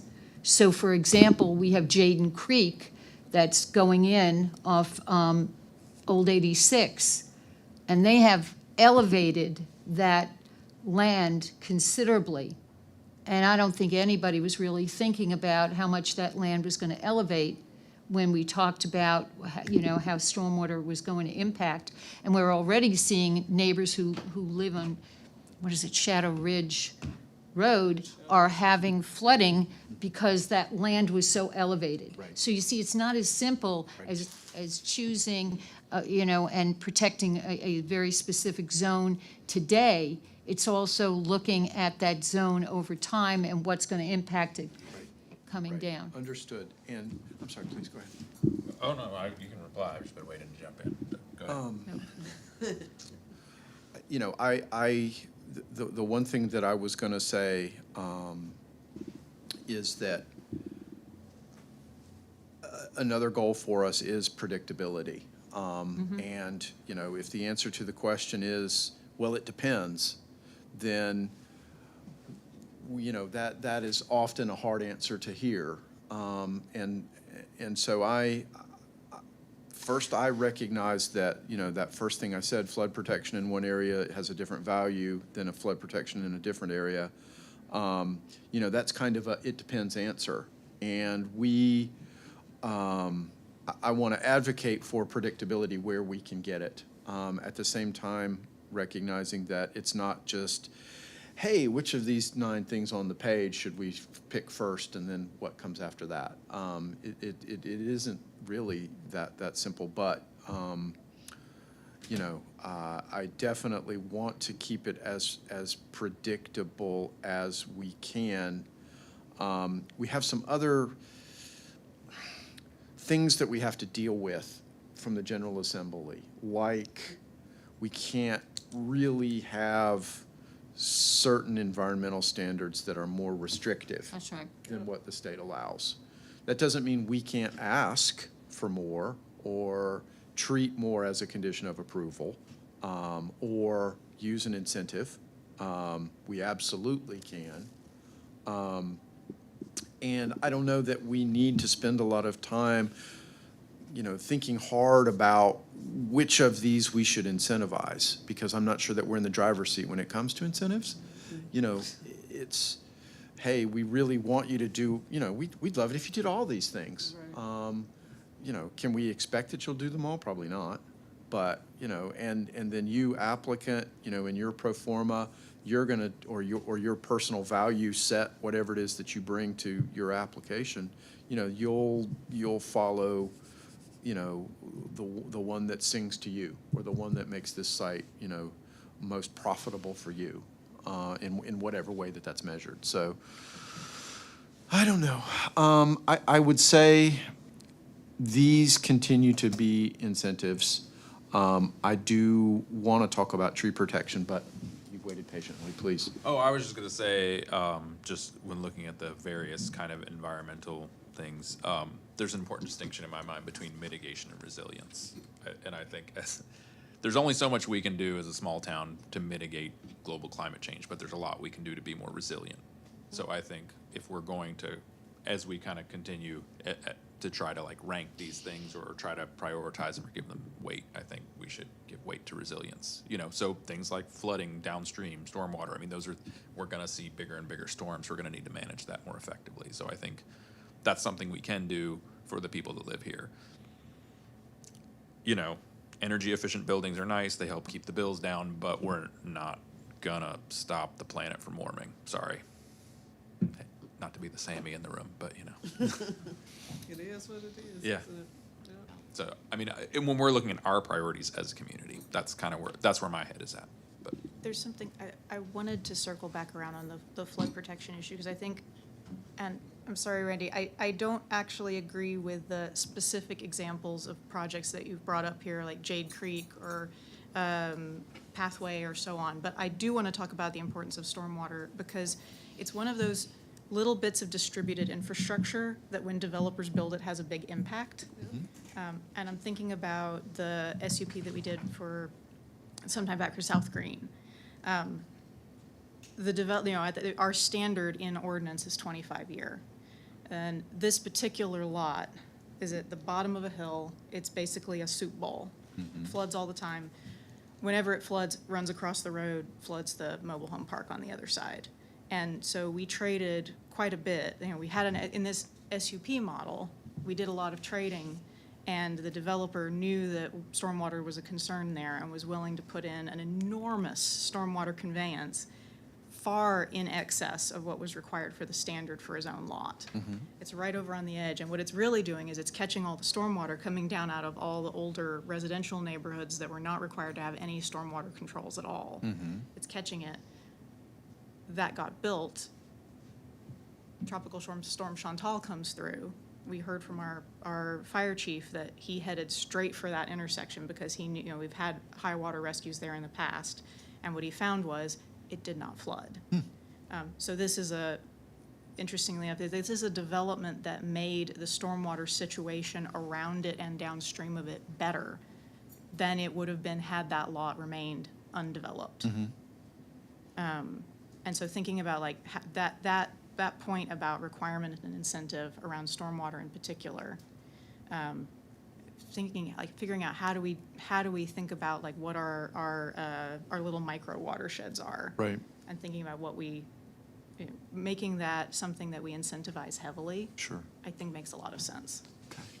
Can we boost from 25 to not even 100, but 500 to 1,000 year flood regulations? Is that allowable now?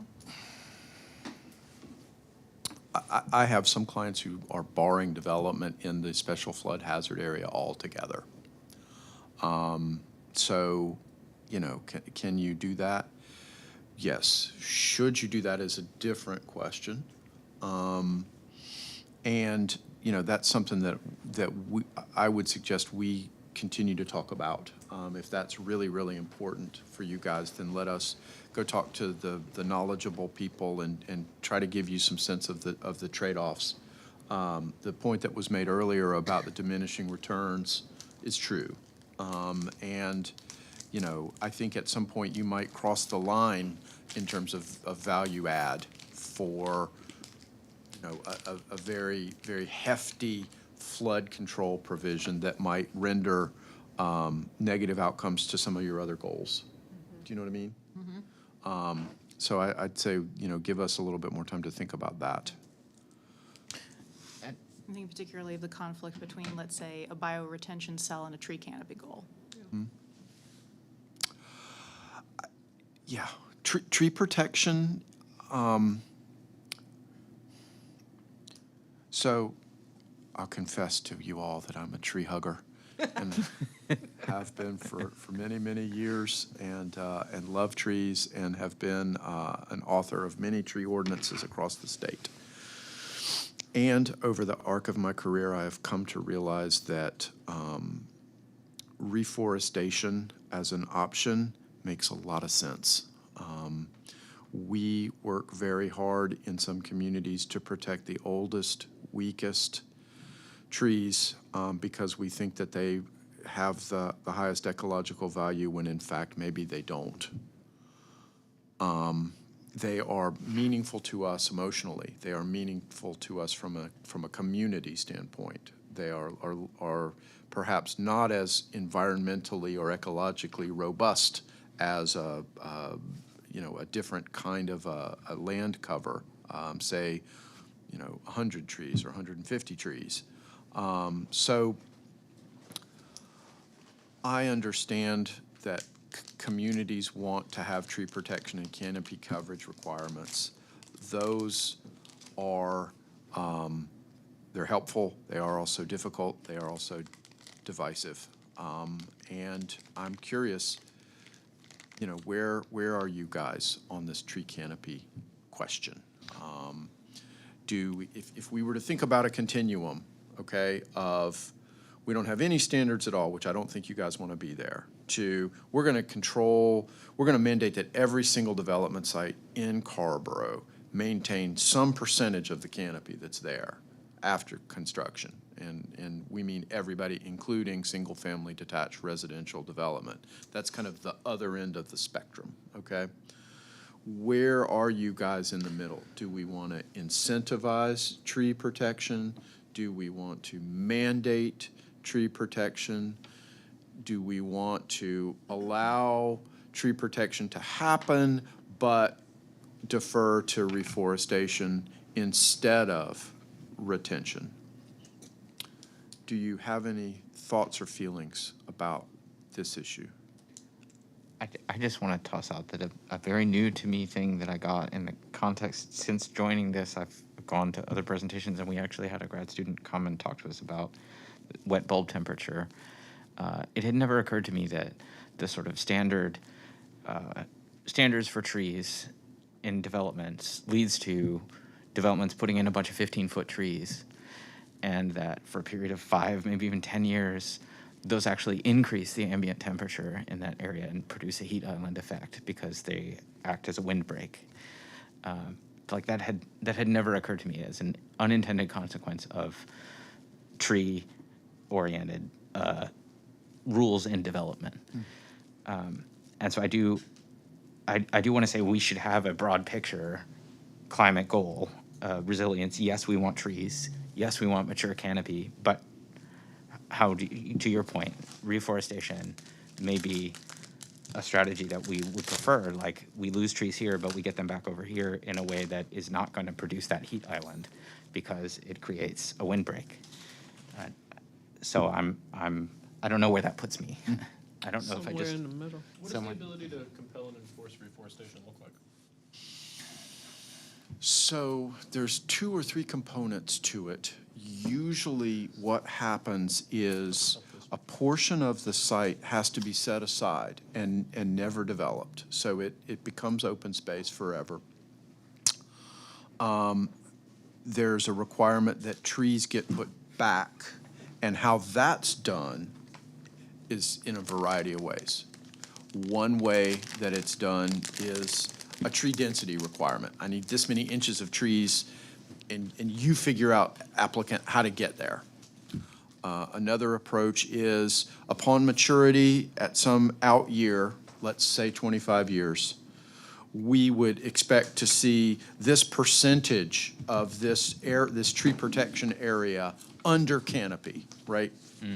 And so that's the standard that we're going to hold you to. And 25 years hence, you better have it. And if you don't, we're going to, you're going to be in violation, and we're going to have to come back and deal with it.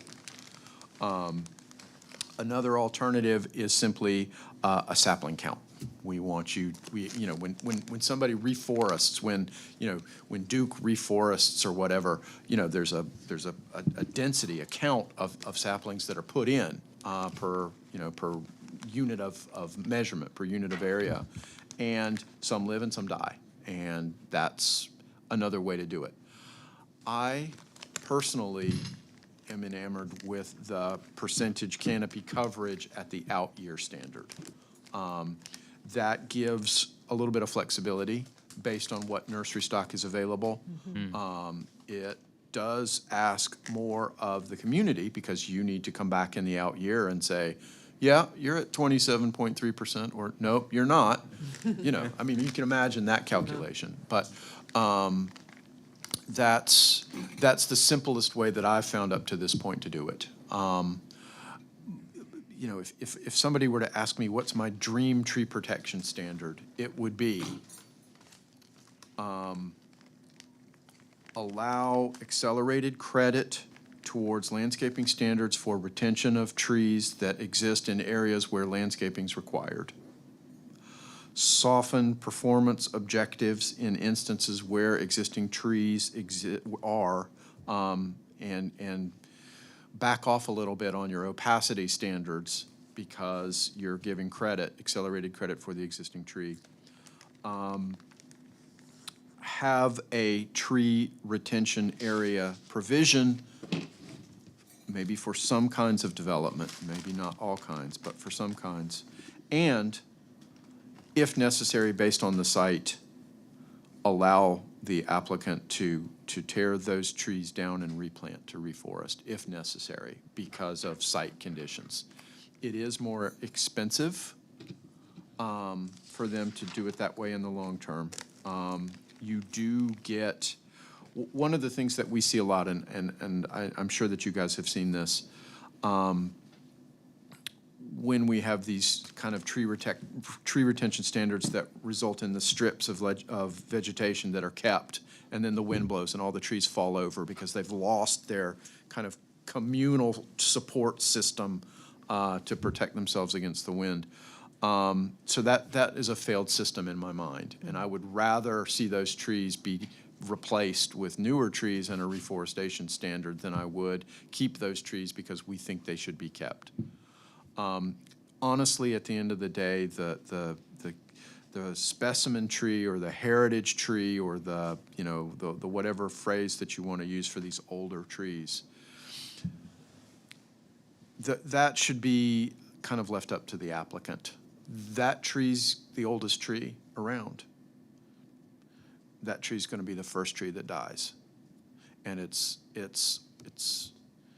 old, and so you have to spend a lot of time and a lot of money to care for it, and it's still going to die way sooner than a lot of the other trees. So at the end of the day, you're going to lose the tree anyway. So does it make a lot of sense to forego, affordable units or better design or better flood protection because I've diverted my money to protect this elderly tree?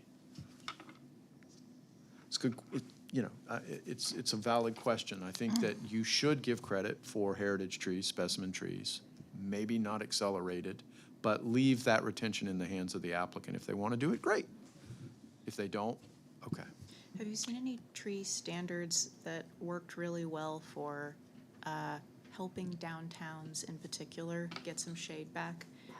I say that as somebody, I've been to Seattle, and I'm like, man, they grew a maple in that much space, but then I know how much rain that tree got, and that's not the situation that we're in.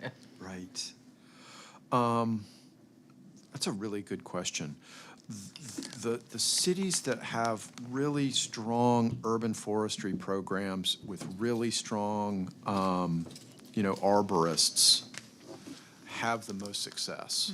When they come in on those cityscapes and set up the areas under sidewalk with structural soil and the positives that those trees need to live, they have great success. And Raleigh's a good success story, so is Charlotte in terms of that. But that's all funded by the government. Yep. There's no development participation in that. And that, so part of that is their size, right? That they're able to have that as a staff person. Because I'm really enamored of, I've gone to have markers with QR codes, learn about this tree. That's great. Engage the public with your street trees. But then the question that immediately putting the policy hat on is, how did that get paid for? Right. So, Trees in downtown are very difficult. There'll probably be street trees. New development should put in street trees, and then y'all need to pay for keeping them alive. yeah. And that's about as cut and dry as it can get. Chet, you said something before I think is really important. You said it depends. And although I agree with much of what you've said about trees, there's some really key points I completely disagree with. One being that reforestation takes time. Yes. We live in North Carolina, and we have an unbelievable amount of heat. And the heat is starting to crawl back into April and May and go all the way through to, October. And depending upon the kind of tree that it is, and no two trees, there's so many species of trees that you can't make a blanket statement about trees. Some trees could be 150 years old, and they're a lot healthier than younger ones. Okay? So you can't lump it all together. So I take issue with that. But the point is that reforestation takes time. Right. And I think for this council, one of the things that's really important to be able to grapple with this question is we need to look at, at a satellite map of Carrboro, our 6.2 miles. The tree canopy in Carrboro is what makes Carrboro literally cooler than Chapel Hill. Okay? That is something to protect. And I think we need to be able to look at that map and realize where are the heat islands that need trees, that need amplified protection and development of tree canopy. And where are the areas for potential development that could have a challenge in terms of trees being needed to be taken down? We don't have that many more areas for development. There's areas for redevelopment, but not that many new areas for development. There's the infill. And with that in mind, I think we should work from the point of view of what do we need to know about the tree protection we have? Where do we need tree protection to be built because we have these heat islands? So for example, years ago, we were approached by a group that wanted to do the work, and they wanted to put trees in that, the strip along 54 that there's a few trees in there, but they wanted to really build that up. So between the 4 lanes, and for some reason, that wasn't allowed. But the point is that, you have lots of spaces that can use quote-unquote reforestation that are available that we need to be looking at, separate from whether we're looking at it through the lens of, well, if somebody wants to develop, we need to, consider what trees would need to be cut for that development. So our ordinance should reflect, our tree ordinance should reflect a very proactive stance, separate and independent of development, in addition to development, knowing ahead of time, looking at the Carrboro map, where we know that tree replanting should be taking place ahead of development requests to cut down. Right. So just a proactive approach, because on top of the question of heat and heat islands and the time it takes for trees to grow so that they're really giving back, trees sequester so much carbon. We have to see trees as not something that has to be worked around in a development or in an ordinance, but as something that is fortifying the health of our community, the lungs of our community. In addition to that, there needs to be a connection between the invasives, because a lot of folks in the community have no idea that what they're planting should not be planted. Years ago, what was it, the Bradford pear? There was a massive Bradford pear, the worst possible trees right? And they're terrible because on top of everything else, they're gonna come down. Naturally, they're gonna come down. But so that needs to be part of it as well, not only for developers, but for folks in the community. Right. We have a really robust green neighborhood initiative, and I would say that this is one of the places where bringing in the neighborhoods and helping to fortify the green neighborhood initiative with tree planting, their own reforestation, and knowing about which species grow best where. Right. Just as you said, some are better in the shade, some are better with full sun, et So- cetera. You said something that I really want to key on, and that is we know. And I think maybe we do, but maybe developers, even developers who want to do the right thing, don't. And we can help on the carrot side by providing illustrative examples, like your example of too thin a break.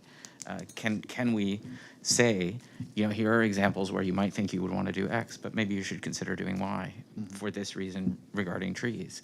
That doesn't have to be necessarily a stick, but is we know you want to do the right thing with regard to trees. And so here are some lessons learned. Can we put that in? Not as as guidance.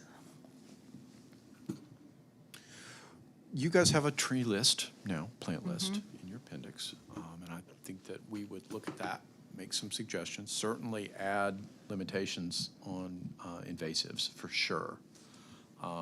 We might even go so far as to recommend that the new regulation require existing invasives to be removed. You know, I think some of the things that you were suggesting, this notion of heat islands and trees, you know, I think what flashed across my mind was sort of an approach to trees that basically is managed or operated by the town. And, you know, the UDO is the tool that we use to manage development on sites, not necessarily how we manage the town-wide tree cover. All that to say, you know, just like we talked about with a revenue stream in terms of pedestrian facilities in neighborhoods that don't have sidewalks, you know, some communities create tree banks where money is collected Chapel Hill has that.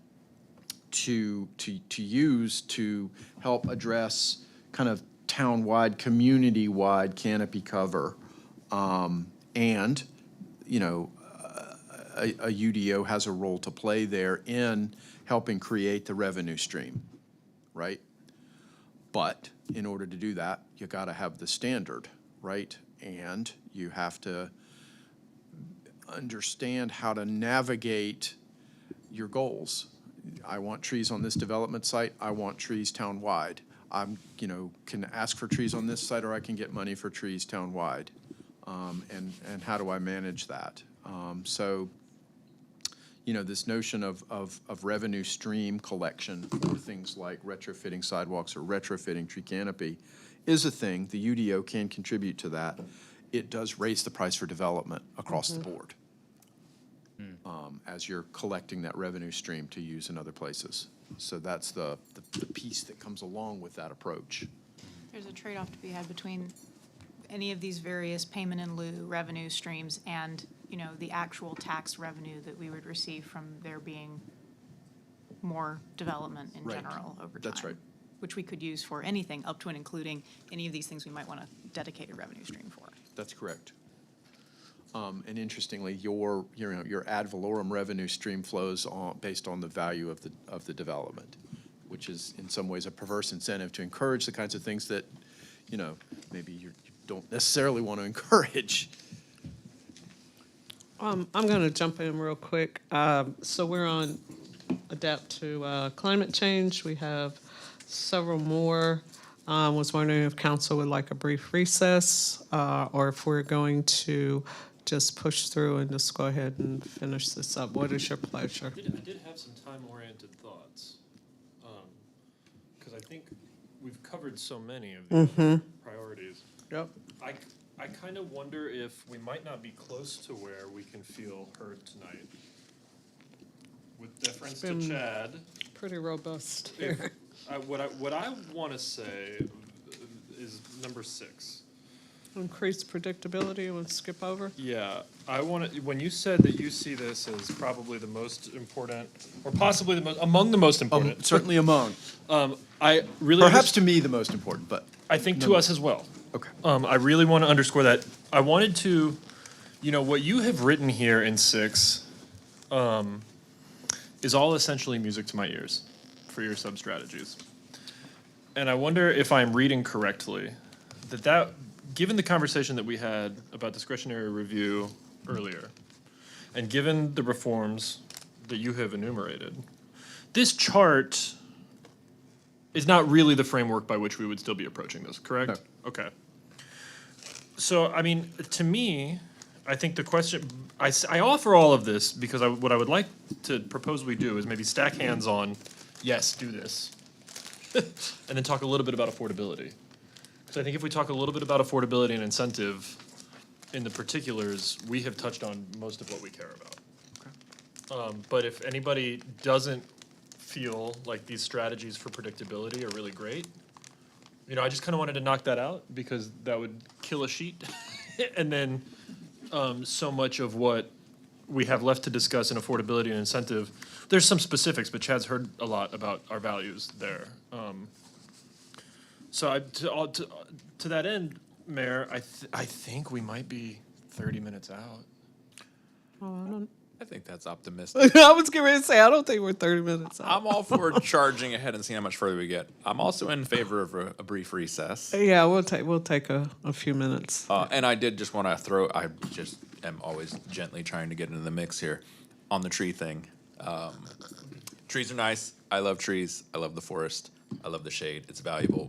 But I at the risk of being that guy, I think we should, as we're kind of continuing that conversation, we still need to keep our eyes on what our goal is. And with trees and a nice, cool place with lots of shade for who? You know, the people that can afford to live here. So let's, I just want to, they can't all be number one priorities. There has to be a number one priority, which for me is going to be affordability, again and again and again. So just kind of want to throw my 2 cents in on the tree conversation. Okay. How we get there, I liked your idea. I mean, I like I like a lot of the ideas thrown around. We don't have to decide on it tonight, but that was my 2 cents. Thank you, Councilmember Merrill. We're going to go ahead and take a brief recess. We'll come back at 8:15. Recess.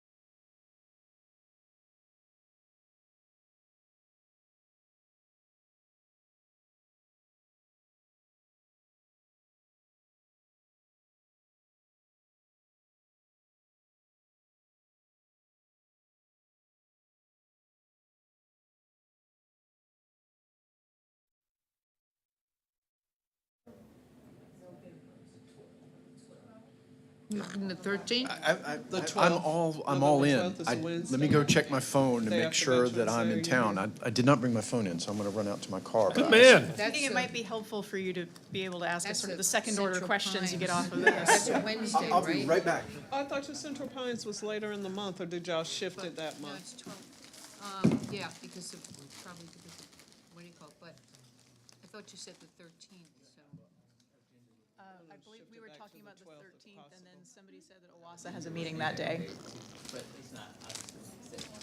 Well, Would you mind coming on the 12th? Is that a problem for you? How's that working?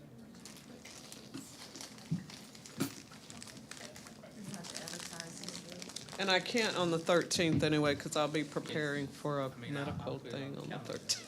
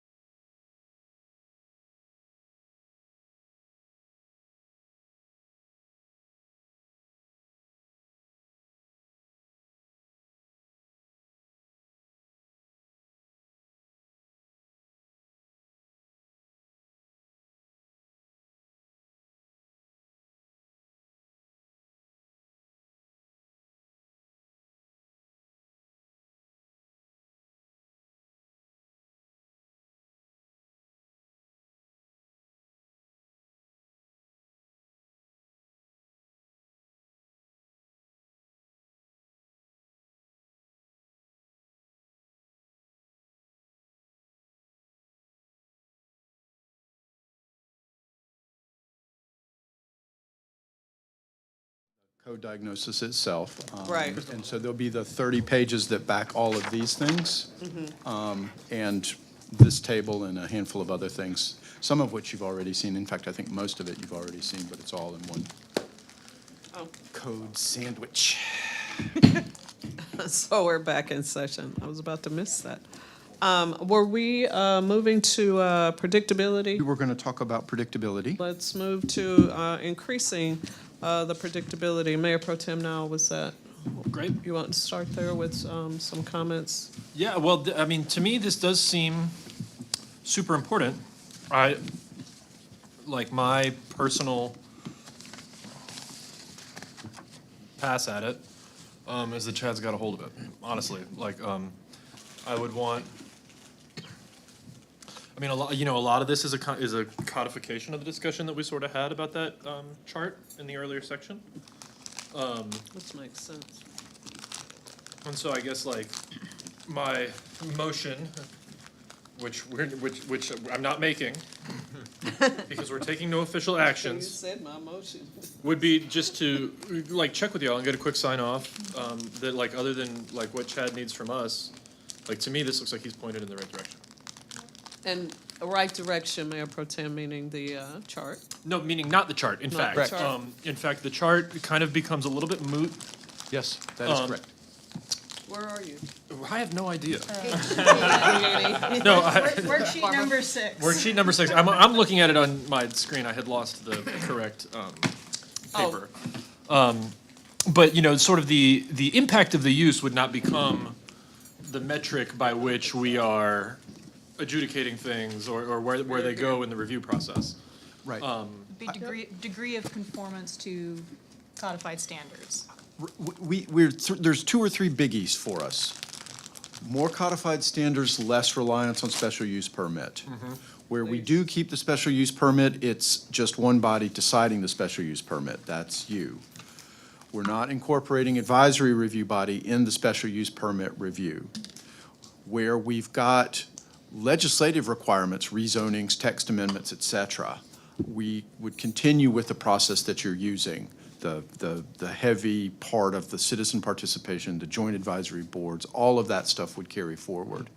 And we might turbocharge citizen participation in text amendments and for conditional rezoning applications that are unlimited or that seek deviations. Rock and roll. So by comparison, for instance, high-density residential in a zone that envisions that that's a good thing could actually go Absolutely. forward with a zoning permit. That's correct. Okay. And then I guess, they're prompted by staff in terms of predictability. I don't know the business type in the way that we're talking about it by the framework Chad just went through.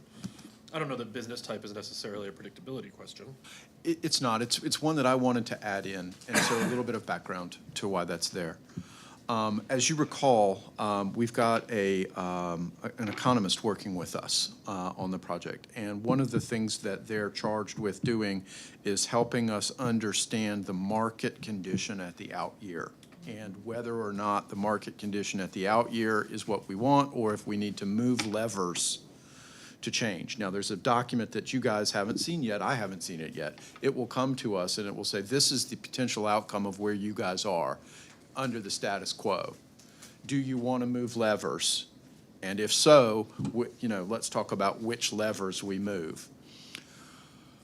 One of the things that up to this point, we've talked a lot about housing. We've talked a lot about density. We've talked a lot about housing. Staff made clear to us that there's more than just housing going on here. We also want to have jobs. We want to have a place where people can, live here and work here. And so this economic analysis document that's going to tell us what the situation is in the out year, and we're going to talk about levers. One of the questions they're going to ask us is, do you want more job-related non-residential growth? Or do you want more retail-related non-residential growth? Do you want both? And then there's another question, which is, are you willing to forego some housing because you're looking for, non-residential growth? And you've got a set amount of land to use, and so forth. So that's why this question was here. I am jumping ahead a little bit, but it's kind of my fault, but I wanted to kind of understand where you guys were. Do we, are we looking for heavy-duty employment growth? Are we looking for residential, non-residential stuff, retail, office? Do we want both? When you guys look to the future, where would you like to be in terms of non-residential development? What kinds of businesses? I'll say both. Yeah, and I've heard other folks on this dais say in previous meetings that we want the stuff that you need for life, milk and eggs. I would just toss out a soccer ball, acquirable to more folks who are living close to those things, right? So we want a mix of retail, of restaurants, and I would also just toss out that I know from development patterns of our neighbor that there are certain large healthcare and education institutions that are not neutral actors in this. That if you try for certain things, you may end up with something else. And so, how much power do we actually have is maybe something that we should think about. Right.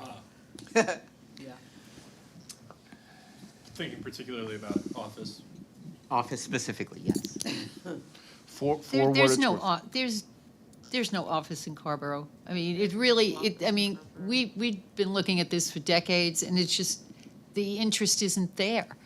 People, we've built some office kind of components, and it never materialized. And it's not going to. I mean, There is we- one floor of Class A office built in Carrboro in something like the last 40 years. yeah. I mean, it's, so So I'd strike that from the list. But I think having space that is capable of being, some kind of flex space. I think one of the things that we we're sorely missing is, the conversation about, and this is really with the downtown development area plan, what are the businesses that might be interested in coming to Carrboro? And I know on the Economic Sustainability Commission, we've talked a lot about forging into new frontiers, which, has not really come to council to talk about, but I think it's really important for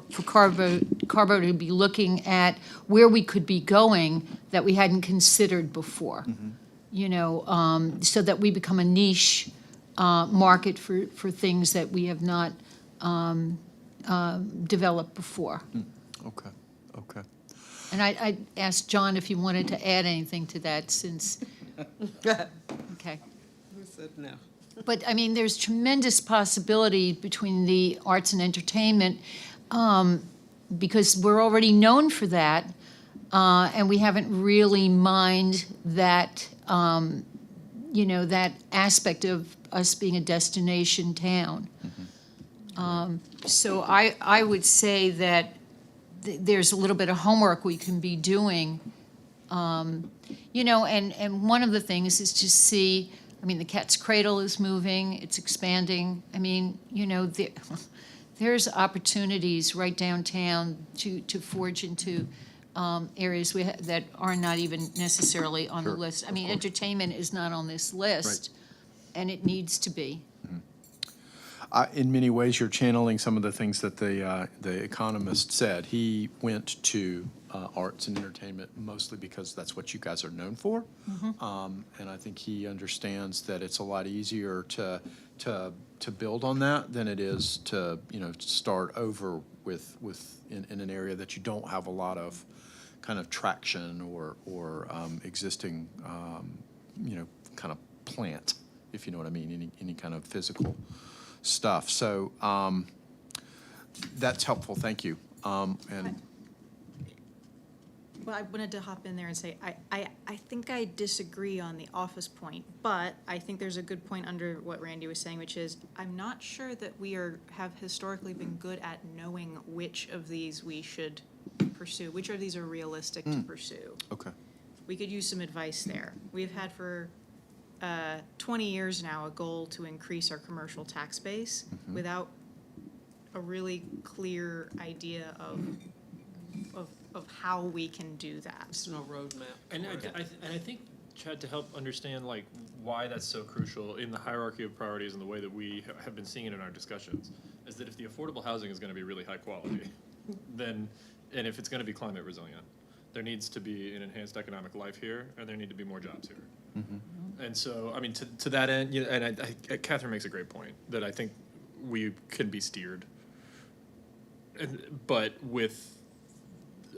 We like arts and entertainment. I'm struck that on this list, like we have a real restaurant. I think that kind of fits in arts and entertainment. Yeah. That's a legacy here. Sure. But I think so too is manufacturing. I at a light scale, we have a lot of sort of like industrial craftsmen, or have had. Sort of that artisanal, small scale. Yeah. Glass, metal, printing. Wood. Yeah.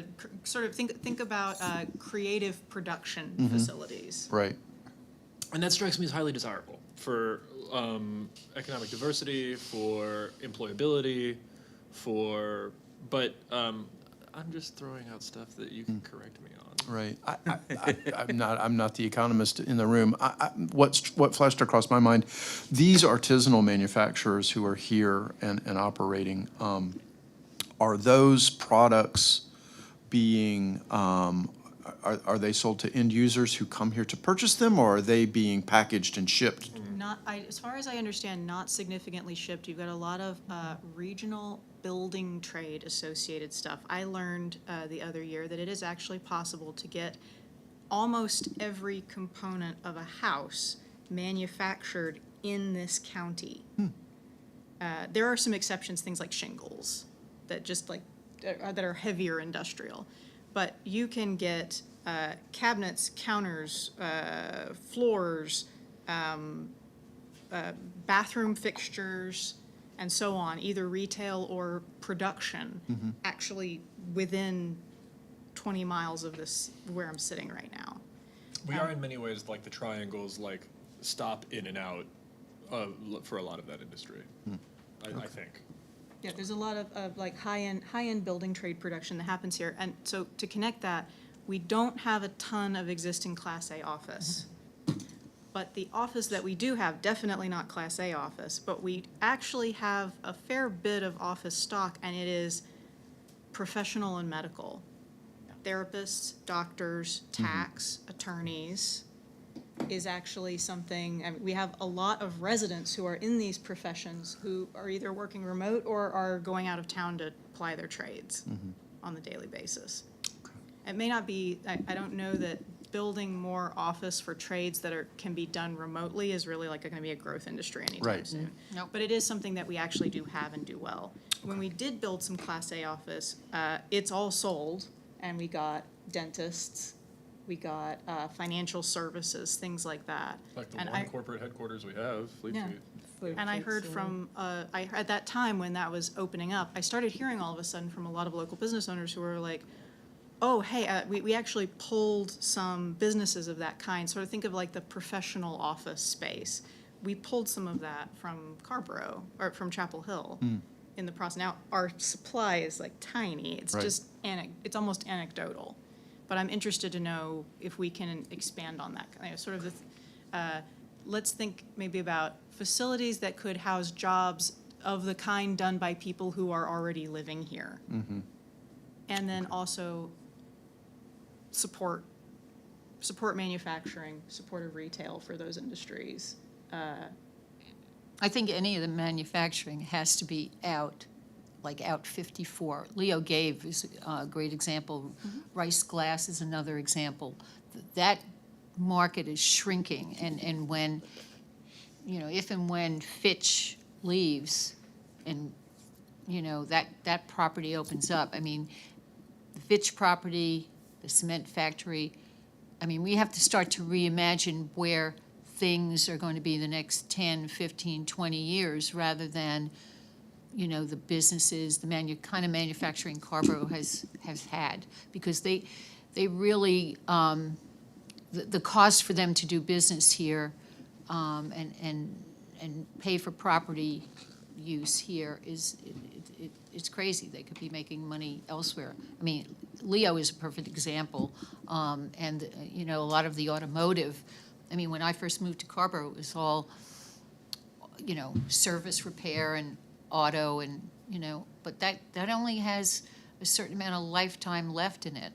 I don't think that's necessarily in the future, but I do think this UDO should reflect what happens when these privately held properties become available, because there's no organized plan for, getting them to string together and form downtown partnerships. So how do, when these businesses, when the cement plant becomes available, how are we going to be ready when these large properties that can be anything? Be repurposed for something. Right.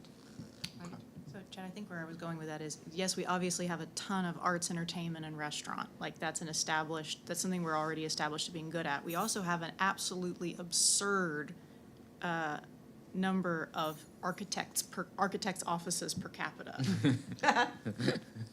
We have the architecture offices for like the region. Okay, good to know. I don't know what his report will say, but I do know that he's going to come back and talk to us about if status quo continues, this is what you can expect. Some of that'll be influenced by what's accommodatable in terms of the number of rooftops that you'll add between now and the out year. And then he'll ask, okay, what do you want to favor? And, it sounds like, artisanal manufacturing, professional service kinds of stuff, jobs for people who already live here, is probably where you'll go. I think he said, and I don't want to put words in his mouth, but, y'all are not going to be the next big, manufacturing hub we're not going to make batteries, we're not going to make, car parts and things like that here. It is jobs for people who already live here, homes for people who already work here. Right, right, right, Because right now we have a split, right? We have the in and out migration by income. right. And I feel like we have a lot of room for growth by just pulling more of that. Or how Yeah. best we can be a hub for some of the, the businesses that make our festivals and our events so successful. Because you see, we already have a brand and a footprint. Now, how do we expand on that? Right, right. And so I guess there would be some possibly numerically significant trade-off that we'd be interested in seeing against like a 100% housing. The purpose of this UDO is not solely to intervene in the housing market. Right, right. Okay. There's actually another type of business that I think, and I wanted to put this out on the table, I think we would like to see more of and in more places. And that is neighborhood scale retail. I'm thinking here, the grocery, the coffee shop, right? We talked, I think, before about sort of the corner store model. You had mentioned, I think, something really important in increasing predictability. Instead of every mixed use being an SUP, making our commercial districts mixed use districts, and that makes a ton of sense. But my question is, to some extent, should our residential districts also be very minorly mixed use in that they contain neighborhood retail? I'm actually so glad you said that, because I do, one of the things I would be interested in hearing from The Economist and from you and your perspective is obviously the reason, we've kind of built this in some places. We've made some attempts in Winmore, and it hasn't really succeeded because Winmore is denser than other places, but not dense enough to sustain businesses. But I would really like a world where everyone in Carrboro can buy bread with a wheelchair or a cart.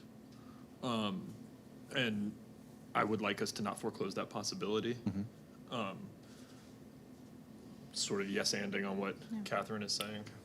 But isn't the other part of that, just to be a realist, I come from a family that has small business, You need people who are willing to put their life on the line with a small business that's going to have a very small, Impact. right, and come on.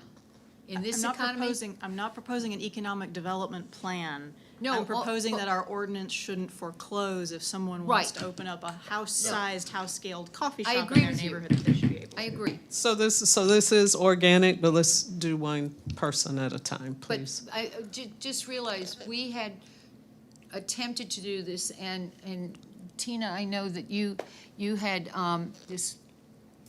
had been able to articulate for Rogers Road, where we talked about the home businesses, and so that's the kind of thing that I think we need to be able to have the flexibility for. I understand that it may not happen, but to have the flexibility where at-home businesses, so that I think one of the things that we talked about was a hair salon as part of someone's home, or a nail shop, or whatever. So yes, but to think that we're going to have what happened in Winmore, or what is it,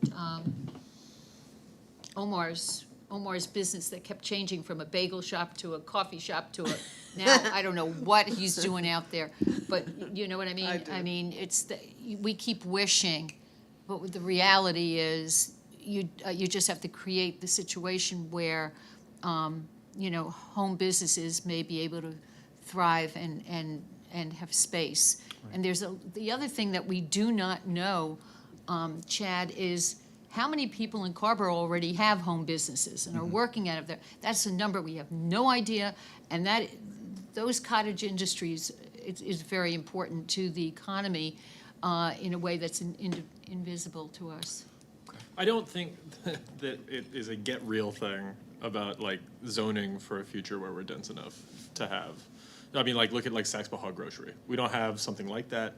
There's an entire rural community that can walk to all of their, I'm thinking about Northern Transition Area too. I'm thinking about getting it correct enough that if we finish developing, if we put ADUs in Lake Hogan Farms, if we add density where it's doable, that rather than have to break the transit network to come to downtown, we can have folks walk to their necessities, not because we built it and like had an economic development plan or we knew that there were entrepreneurs, but so that somebody could do it if the density were there in place. I really want it. I take your point to some extent, Randy, but I don't think it's just like,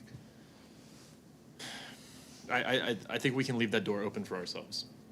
I just want to highlight the point of agreement.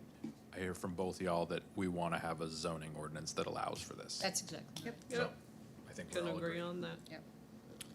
Under the, under the safeguard equity theme, we have softened limitations on home occupations, more micro retail as suggestions, which are directly in line with what you're suggesting. I think the notion of a major home occupation allowable outside of Rogers Road is not a bad thing to consider. But you're absolutely right. I mean, this is a market-driven thing. And in this regard, we would be removing an obstacle, and that's a major improvement, you know. Whether you decide you want to go farther in terms of dabbling in the market with that sort of thing is y'all's decision, but certainly we can be sure that the ordinance isn't an obstacle. Yep. Cool. Okay. I think only one of the, it's not about this table, but on increased predictability, it came out in your notes that you're sort of like, every time you saw the PUD, the VMU, or the Flex, you're like, what is this thing and what is it doing here? Yeah, definitely. Okay. Good. I'm glad that our intuition was on target. Those processes are really, really complicated and very cumbersome, and I suspect they're not highly used. Can you say what it is, just for the public, PUD, VMU? We know what it is, but maybe others. Sure. So a planned unit development is, it's a kind of development where somebody wants to come in and construct a unique sort of a place that has a blend of different use types. And in some cases, these planned unit developments, these PUDs, want to deviate from otherwise required standards. So they might want to have special open space, or they might want to have a reduced amount of landscaping, but more kind of public gathering area, or what have you. There's some flexibility there.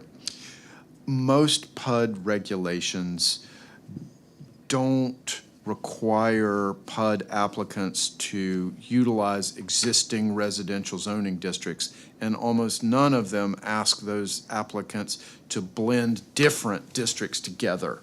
Yep. That's a very interesting approach, one that I've never seen used anywhere else. And I would suggest we try a conditional rezoning approach as one that's a little bit more market-based, more akin to what somebody who's going to bring a development to Carrboro like that would use.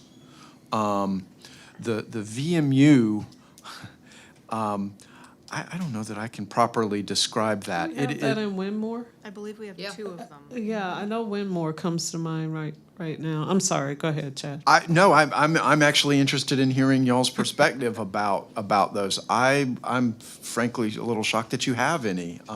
They're I think we have 2 of them, and both of them by the same developer, and one of them, the thing that the VMU was created for. Right. So I think I think the same thing also goes for Flex. We have one of them, I think, and it is by one developer for one right. lot. So these are one-off One-offs. text amendments that were done for a particular development because our UDO lacked the flexibility to accommodate this kind of innovation, is exactly what it is. And so we would want to kind of step back and have a broader, kind of more all-encompassing approach, like a conditional rezoning approach, to handle this, instead of the one-off kind of strange configuration with all of these crazy things in it that, you know, somebody like me comes along and tries to understand what this means, and has a very hard time doing it, and then is left with the impression that it's really difficult to develop in Carrboro. Yep. Thank you. Yeah, I think they can go. There's also no reason why we need to have something like 6 business districts downtown. it's like 3 streets, y'all. Yeah, our sprawling downtown has more districts than streets, yeah. Yeah, it does. Understood. Okay, very good. Good stuff. Okay, do we want to go forward to incorporate incentives? Do we want to go backwards and talk more about some of the things that we've passed by?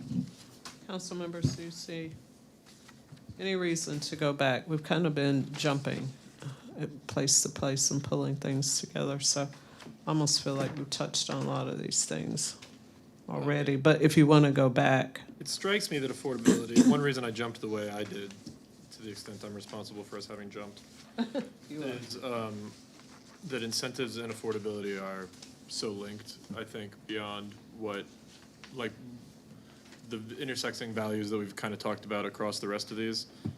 Like, as I look at, you know, density, height, tree canopy cover, considerations that we've talked about a lot of these in terms of like the hierarchy relative to affordability. Right. And so like what I guess I would say is kind of considering, and the reason I jumped in the order that I did is considering what we've discussed kind of lower down the pyramid, is that like essentially understanding our priorities, I would want to tweak every incentive as broadly as possible toward affordability, Okay, if that makes sense. it does. Interestingly, I was actually able to stack rank these in a way that I didn't necessarily for the environmental ones. And I had an other, which was reductions in setbacks and other dimensional standards, or Councilmember loosening. Frey, are you on 4? I am on, Four. I am Sorry. on 4, yes. Thank you. There was an ask here for like, what are other incentives that you might rank? And one of those was The setback. loosening of setbacks or other dimensional standards beyond just density and height. Right. Okay, very good. I had talked about, you know, this notion of utilizing your current special use permit requirement for residential subdivisions and keeping it around as a tool to waive if affordable housing targets were met. I'd like to talk for a moment about your affordable housing goal and understand that I think you guys have staff who's working on a plan and is way more knowledgeable about that sort of thing than I am. You have a target of 15%, I think. New residential development, the target is 15% of that would be affordable. Obviously, in North Carolina, we cannot mandate affordable housing. We have to ask for it. We can, in some cases, use a condition of approval, but that would be something that we should proceed with very carefully. It makes more sense to use incentives here. We've had some discussion with the economist about how we might go about accommodating your goals in terms of affordable housing. And we landed on a number over the next 10 or 15 years of about 1,000 units based on what you're drawing down now and a 15% number associated with that. We came through the end of that math with 1,000 units. And that led to a couple of observations. One, for the duration of Carrboro Connects, as we understand it, we would be looking at around 300 units a year of new affordable housing.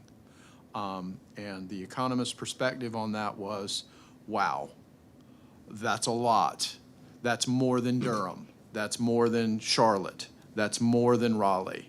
So, yes, really. What are they doing? I didn't ask that question. I'll ask that question next time I talk to him. Big cities, man. What is Charlotte? Come on. His reaction was 300 units a year on year, was going to be a lot for Carrboro. And that was just his reaction. And what that led to was, should not the goal also contemplate or credit retention of existing kind of naturally occurring affordable housing within that 15% goal, which led to more discussion about should our regulations contemplate protection and potentially even maintenance of existing naturally occurring affordable housing. How do you guys feel about that? Yes. Okay. That's critical. Okay, okay. We believe that there will be opportunity and desire for some of the larger apartment complexes to redevelop. That's right. And I confess that I and the economist have concerns that during that redevelopment process, we could lose. You might gain more units, but you might lose, on balance, affordability. And I think that was a source of concern for us. I'm not sure if you guys agree. Absolutely. Absolutely. Helpful. They're aging, and they're not aging well, and money is not being put into it for upkeep. You're on the bypass, right? Pretty much. Yeah, okay. All right. It may depend also a little bit on the volume of naturally occurring affordable housing, right? It's the what are you giving up, right? If you say you have a provision in the UDO that disincentivizes, right? It's always like, what are you giving up instead? You say, well, here is one single-family home that is currently naturally occurring affordable housing. If you say no, you don't get 5 new units, and you don't get 5 new affordable units, and maybe you don't get 20, 30 new units, depending on where that's located and what the height is we're talking about, is one decision. And, hey, we have an existing naturally occurring affordable apartment complex, and we have 100 units in here that are currently naturally affordable, and, hey, maybe that's gonna go up to 500 units, but we lose the whole 100, like, it matters how many units of naturally occurring affordable housing we're talking about. That's a very good point. Sure. I will confess, this is kind of a frontier issue. I don't know of a lot of local governments who are thinking about, okay, how do we protect naturally occurring affordable housing in a state that, mandatory inclusionary zoning is not permitted? We have kicked around tangential to this. Go ahead, you finish. There's a model which I don't think is used all that much in the US and probably doesn't have a ton of statutory structure or backing, but let me just throw it out there as an illustration of like, hey, I wish we could do something like this. I think this gets used I think the legal model from this is coming from India, but the model is you have someone who owns a low-density lot that has naturally occurring affordable housing, i.e. the owner lives there. And they transfer the land to a developer who is going to build high-density housing, which may or may not be affordable. And part of the deal is that the owner gets A unit. one or more units Right. Right. in the resulting development. That also happens in So they Peru. guarantee, What I was gonna say. the point being, it's a powerful anti-displacement measure, Right. which I think is one of the things that we're really concerned about. It's not necessarily we want that existing affordable housing unit to remain. The important part is that the folks who are housed by it are able to remain. Right. We are talking about the possibility of incorporating a development agreement procedure in your UDO, and why that matters is the utilization of the community benefit agreement, which does often include those anti-displacement measures, whether that's, additional units that are reserved for displaced people. It could even be property tax abatements, a variety of things that have nothing to do with the development regulations, but everything to do with kind of retention of the housing situation that's in place. And so I hold that up as kind of, that's something that we want to incorporate, but I don't have all the details about how those community benefit agreements would need to be structured. That's y'all's homework when somebody comes forward and wants to do, something. We might extend our carrot above and beyond special use permits to applicants who want to do a community benefit agreement, and find a way to help them procedurally, help them from a density standpoint, help them with predictability. So, Yeah, I think we're highly amenable to that I mean, especially on like anti-displacement. Particularly. As that's, it's kind of the primary negative externality of passing on developer efficiency. yes. What is the playbook for, I appreciate you saying it's a frontier issue. A couple of our largest apartment complexes are our largest stock of naturally occurring affordable housing. They are by and large not beloved by their residents, but by and large, literally, I'm thinking there are like two complexes in particular, one of which is, I think, the largest in town. What is your approach for the frontier here? I don't know. I knew he was gonna say yeah, it. I For the don't know. 12th? Should we talk about that on the 12th? Yeah, I don't mean to waylay us. If I can take an I don't know for right now. Right, yeah. Let us continue to think about that, and talk with legal about it. The thing that we've got a challenge with here is, we can't mandate. I guess in theory, with a corporate landlord, though, a community benefit agreement, like there's possibly that could really come into play. Yes. With a redevelopment. Under a development agreement scenario or a community benefit agreement, there's lots of stuff that's open to us because it's voluntary. And so you're not requiring it. The question is, how do you write a deal that's going to be attractive to somebody? That That's the pencils out. question. So I think as we think about our homework, what would we want to go to the table with like GSC for Collins Crossing? What would be the deal that we would want to take them is, I think, a productive way to think about it. Right. And we can make sure that the regulations don't impede that, and that create a condition where that negotiation starts to make more sense. Cool. Thank you. I had a thought that reached back to our discussion earlier about stormwater. I think one of the things we talked about, it seems like we're going to come out of this with a list of carrots Yes? that allow you to bypass other possibly troublesome parts of the Yes. of the process. It seems like one of those might be, one of those probably should be excess stormwater detention, particularly, I imagine we might end up with a map of like, if you are located in these areas, you get extra bonus points for, get extra bonus For points oversizing your oversizing it. BMP or your SCM? Yes. Okay. We know where we need it most. Yup. Okay. Got it. Yeah, exciting stuff. Yeah, in the incentive realm, we don't have, we because it's a voluntary system, we've got a lot more leeway, and we can structure the incentive to be enticing. That said, that's very much an art. After 10 years of working with these incentives, I'll just digress just for a second on this.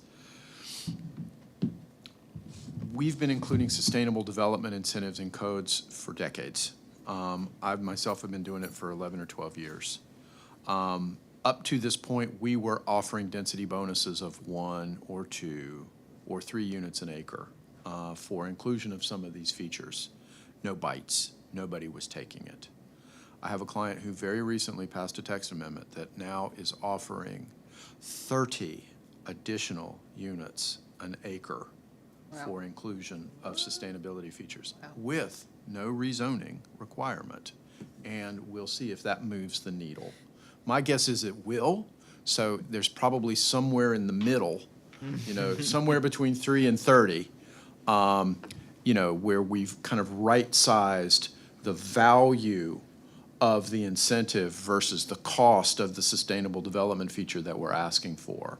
Up to this point, 3 units an acre has not moved the needle. Yeah. We've had a lot of luck lately getting the 100-year stormwater detention. I don't know if that's just because the very small number of developers who have been willing to work in Carrboro under the current system have just learned that we like that. Or if that is because, they're learning how often their parking lots are gonna flood, and so they're willing to do the 100 because they were gonna need to anyway. Right. There's probably a little bit of both there. But the detention to the 100-year storm has been a lot easier to get via incentives than affordable housing. I noticed that you had some suggestions about a fee in lieu structure for affordable housing. It looked like you were suggesting that the fee in lieu be for a higher percentage affordable than That's the right. actual build, which makes some sense. Right. Yeah. That's sort of a package of things that would allow somebody to pass go quickly. That might be, a count of affordable units, it might be a contribution, it might be provision of middle housing, it might be some other aspect like, oversized stormwater control. Could be any one of those things that would allow somebody to advance quickly through some of the other procedural aspects that folks find so troubling. Jack, you just mentioned, the middle housing. How are you defining that? It's a great question. Ultimately, we'll define it in the ways that are most comfortable for you and for the community. Most of the time now, that is not duplex, because duplex already enjoys enough protection. It usually starts at the triplex level. So it's anywhere, it's your triplex, your quadplex, your live-work units, any sort of upper story residential that's assumedly got something on the first story that's not residential. Doesn't have to be retail. Yeah. I often talk about, and we're still kind of toying with the names of this stuff. I'll use the old names, and then I'll tell you some of the new names that you'll see coming through your stuff. Back in the day, we called them pocket neighborhoods. They're 12 or fewer single-family homes on their own lots. All are size controlled, and they're built around common open space with shared parking. And those are done on lots of 3 acres, 4 acres in size, usually behind larger existing single-family homes. Bungalow courts is another one that's usually 4 or 5 single-family detached homes around a shared driveway, of which each lot has a portion of the driveway, but not the same amount of their lot is occupied by driveway were they not a bungalow court.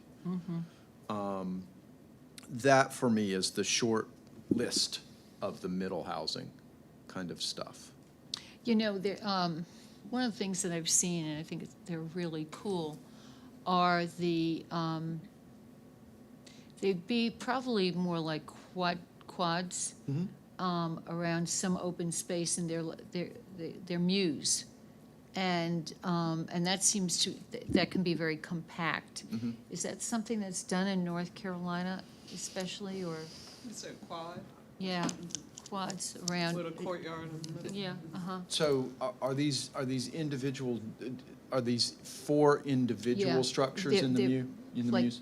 a set of 4, a set of 4, a set of 4. Right. You know. So that, we're actually starting to see that in of all places, Morrisville, believe it or not. Oh, yeah, that makes sense.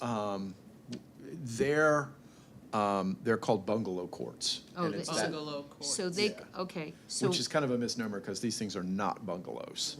They're No. full-size houses. Yeah. They're oriented on a Compact. shared driveway with Right. small lots. oh, well, these had, any driveway needs like that, they were around the back. And the courtyard was in the middle. Right.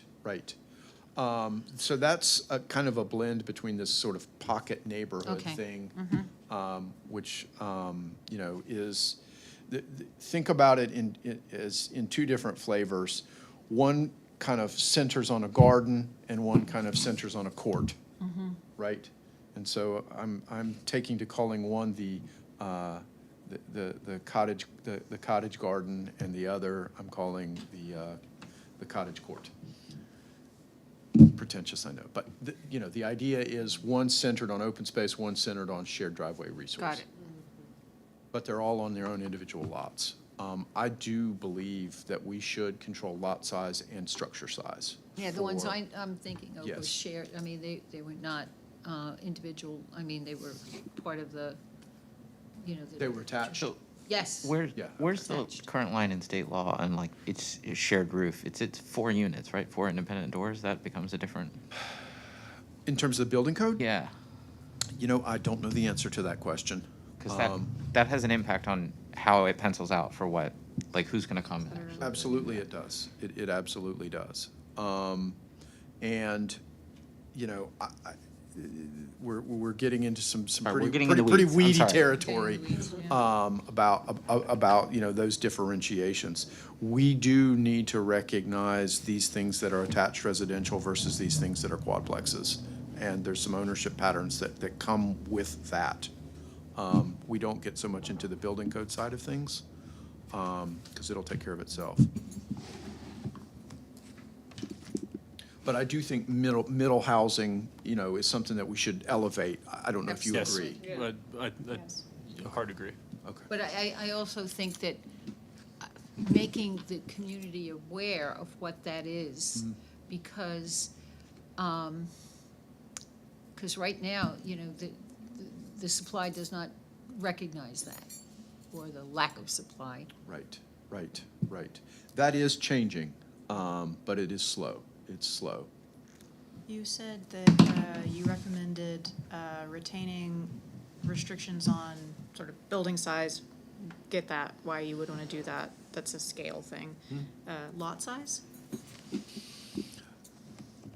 I, at this point, have not seen limitations on lot size for those developments. That said, it is not uncommon at all to see an out-and-out acreage limit. Oh, sorry, I thought you were saying earlier that you were recommending that we have restrictions, that we retain restrictions on lot size. I may have misunderstood you. I'm not sure. Was I'm that not sure. specific to the cottage court, perhaps? So the cottage courts are intended to have smaller homes, and smaller lots are allowed. I don't know that they're mandatory. Most of the time, they result because I've got a 3 or a 4 acre parcel. I want to get as many units on there as I can. We've got some threshold requirements for spacing between the units, but we stop short of lot size. I'm just not sure that you'd ever see, outside of a conservation subdivision, a series of small homes on a series of large lots. A conservation subdivision that had septic rules, I was maybe. trying to figure it out. That's where I heard that comment, because I heard the comment too, but, yeah. Okay, my apologies if I'm confusing you. No, that's okay. There's something I don't think we're going to get into tonight, but that we might want to talk about in the future. You brought up transition area too. That right now our districts don't really consider the build-out of transition area two, and the way that that's likely to be very, very different from the way we want to encourage and guide infill in the areas that are currently inside the town limits. Right. We might need to, as we go through our district list, we may need to think about what that looks like. We have a lot of questions about the transition area. A lot of questions. Okay. I'm happy.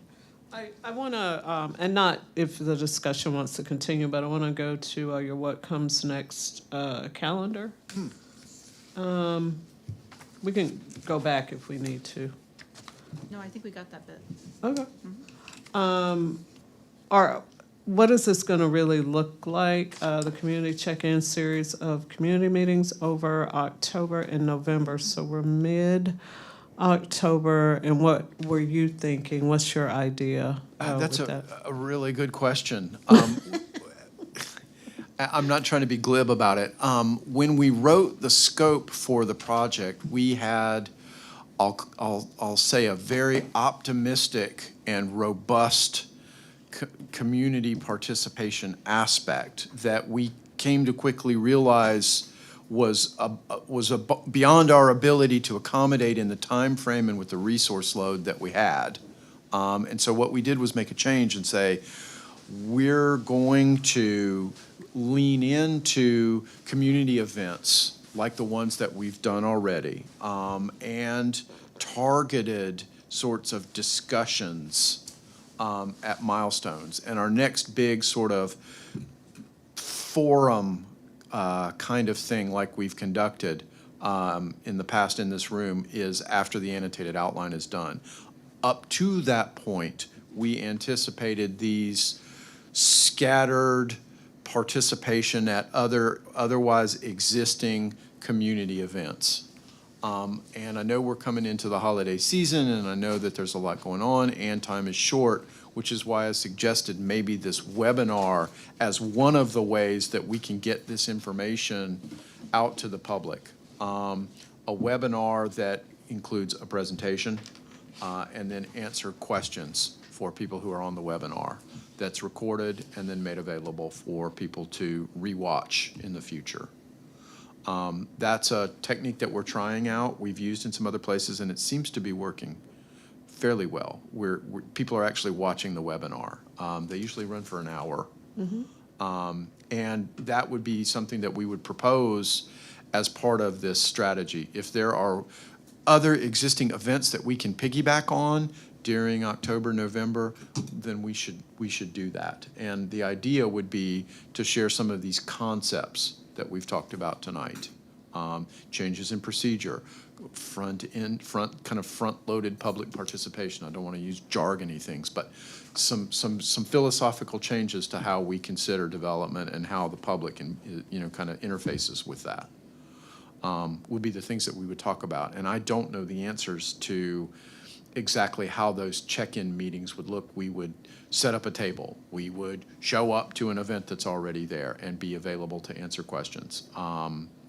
Your staff is actually quite good at figuring out how to do that. Been pretty impressed with their ability to guide us in how do we get good input as part of an event that's already happening. So I do like the webinar for those that would, attach themselves to the webinar. I feel like there's going to be some gaps there with the webinar potentially. Sure.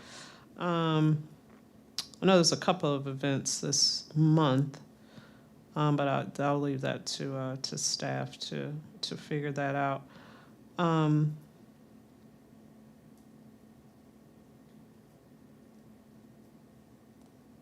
So we're pretty much on track, I guess is what I'm. Well, no, we're very behind, but we're very He said, no, we're very behind. we're I very mean, behind here. for a very good reason. I mean, here, and it's fine Yes. if we're behind for the reason that Yeah. I'm thinking. Right, as right. well. That's why we're Probably on the same behind. page. I would say that this is a logical, reasonable schedule for us to move forward. I'm very happy that you guys wanted to go ahead and schedule the follow-up work session. We'll have the code diagnosis to you before then. We can continue with this discussion, things you didn't ask tonight, plus new things that come along when you guys review. In the meantime, where we can interface with stuff that's already happening, let's do that. Let's get a plan. There's nothing stopping us from going forward with a webinar, in short order, minus whatever we need to notify. The public should have some awareness of the chance to participate. And let's see where we are after the 12th of November in terms of, do we want to have another follow-up? Because if we do, let's do. We would rather spend time at this stage making sure that everybody's on board than us, barreling down the road writing stuff that we're not feeling good about, that the community, that you guys are not feeling good about. Yeah, that works for me. Anybody else? I think I just have one last thought, which was Okay. there was a lot of places, I think, in the notation on the code, which I find incredibly helpful, by the way. Thank was you great. for the section by section. There's a few places where you say carry forward. And I can't always tell if that's, hey, carry forward because yeah, this is in, this is something I would expect to see, or this is a statutory requirement, or if it's like, yeah, I have no objection to this, but I think we were talking about at the top of this project about the difference between sort of the policy as represented by the doc we have built up over 45 years. Sure. Versus policy and goals as represented by Carrboro Connects. So one of the Right. things I would want to emphasize is if there's anything in the ordinance, even if you're like, yep, this is statutorily acceptable, yes, this is even common among municipalities, if there's something in there that you feel like would be a drag on the goals of Carrboro Connects, we'd really love you to highlight it, because Okay. just the fact that it is in the current ordinance doesn't mean that it is an accurate reflection of the policy goal. Understood, understood. I mean, I can't sit here and say with 100% certainty that because something got carried forward statement is because it was statutory. No, I get There it. may be some, I mean, there absolutely are statutory things lot of in it- your code you need to carry forward. A lot of them were clearly standard boilerplate, but my point was, if there's anything Yeah. in there that you're like, oh, yeah, that's fine, I'm gonna assume that that's what is wanted from policy Right. perspective, even though it would have an impact on affordability or something. I confess, and I hope this comes through in our work, if, there's precious few things that we thought were just fine like they were. May you be the last team that has to read the entire current land use ordinance, Right. cover to cover. Right, Every word right. of it. And so my thinking is I doubt that we would, as a matter of course, I doubt that we would be deferential and just say, oh, well, this is in here and we don't have a problem with it, so carry forward. I think most of that material, if there's carry forward, it's because you needed to have it. Appreciated. Any other questions or comments? I'll make the traditional Posada Orozco motion. Do that. I move we adjourn. Seconded. All right, it's been moved and properly seconded that we adjourn this work session. All in favor, please say aye. Aye. Any opposed? Motion carries 7-0. We are adjourned. Lovely.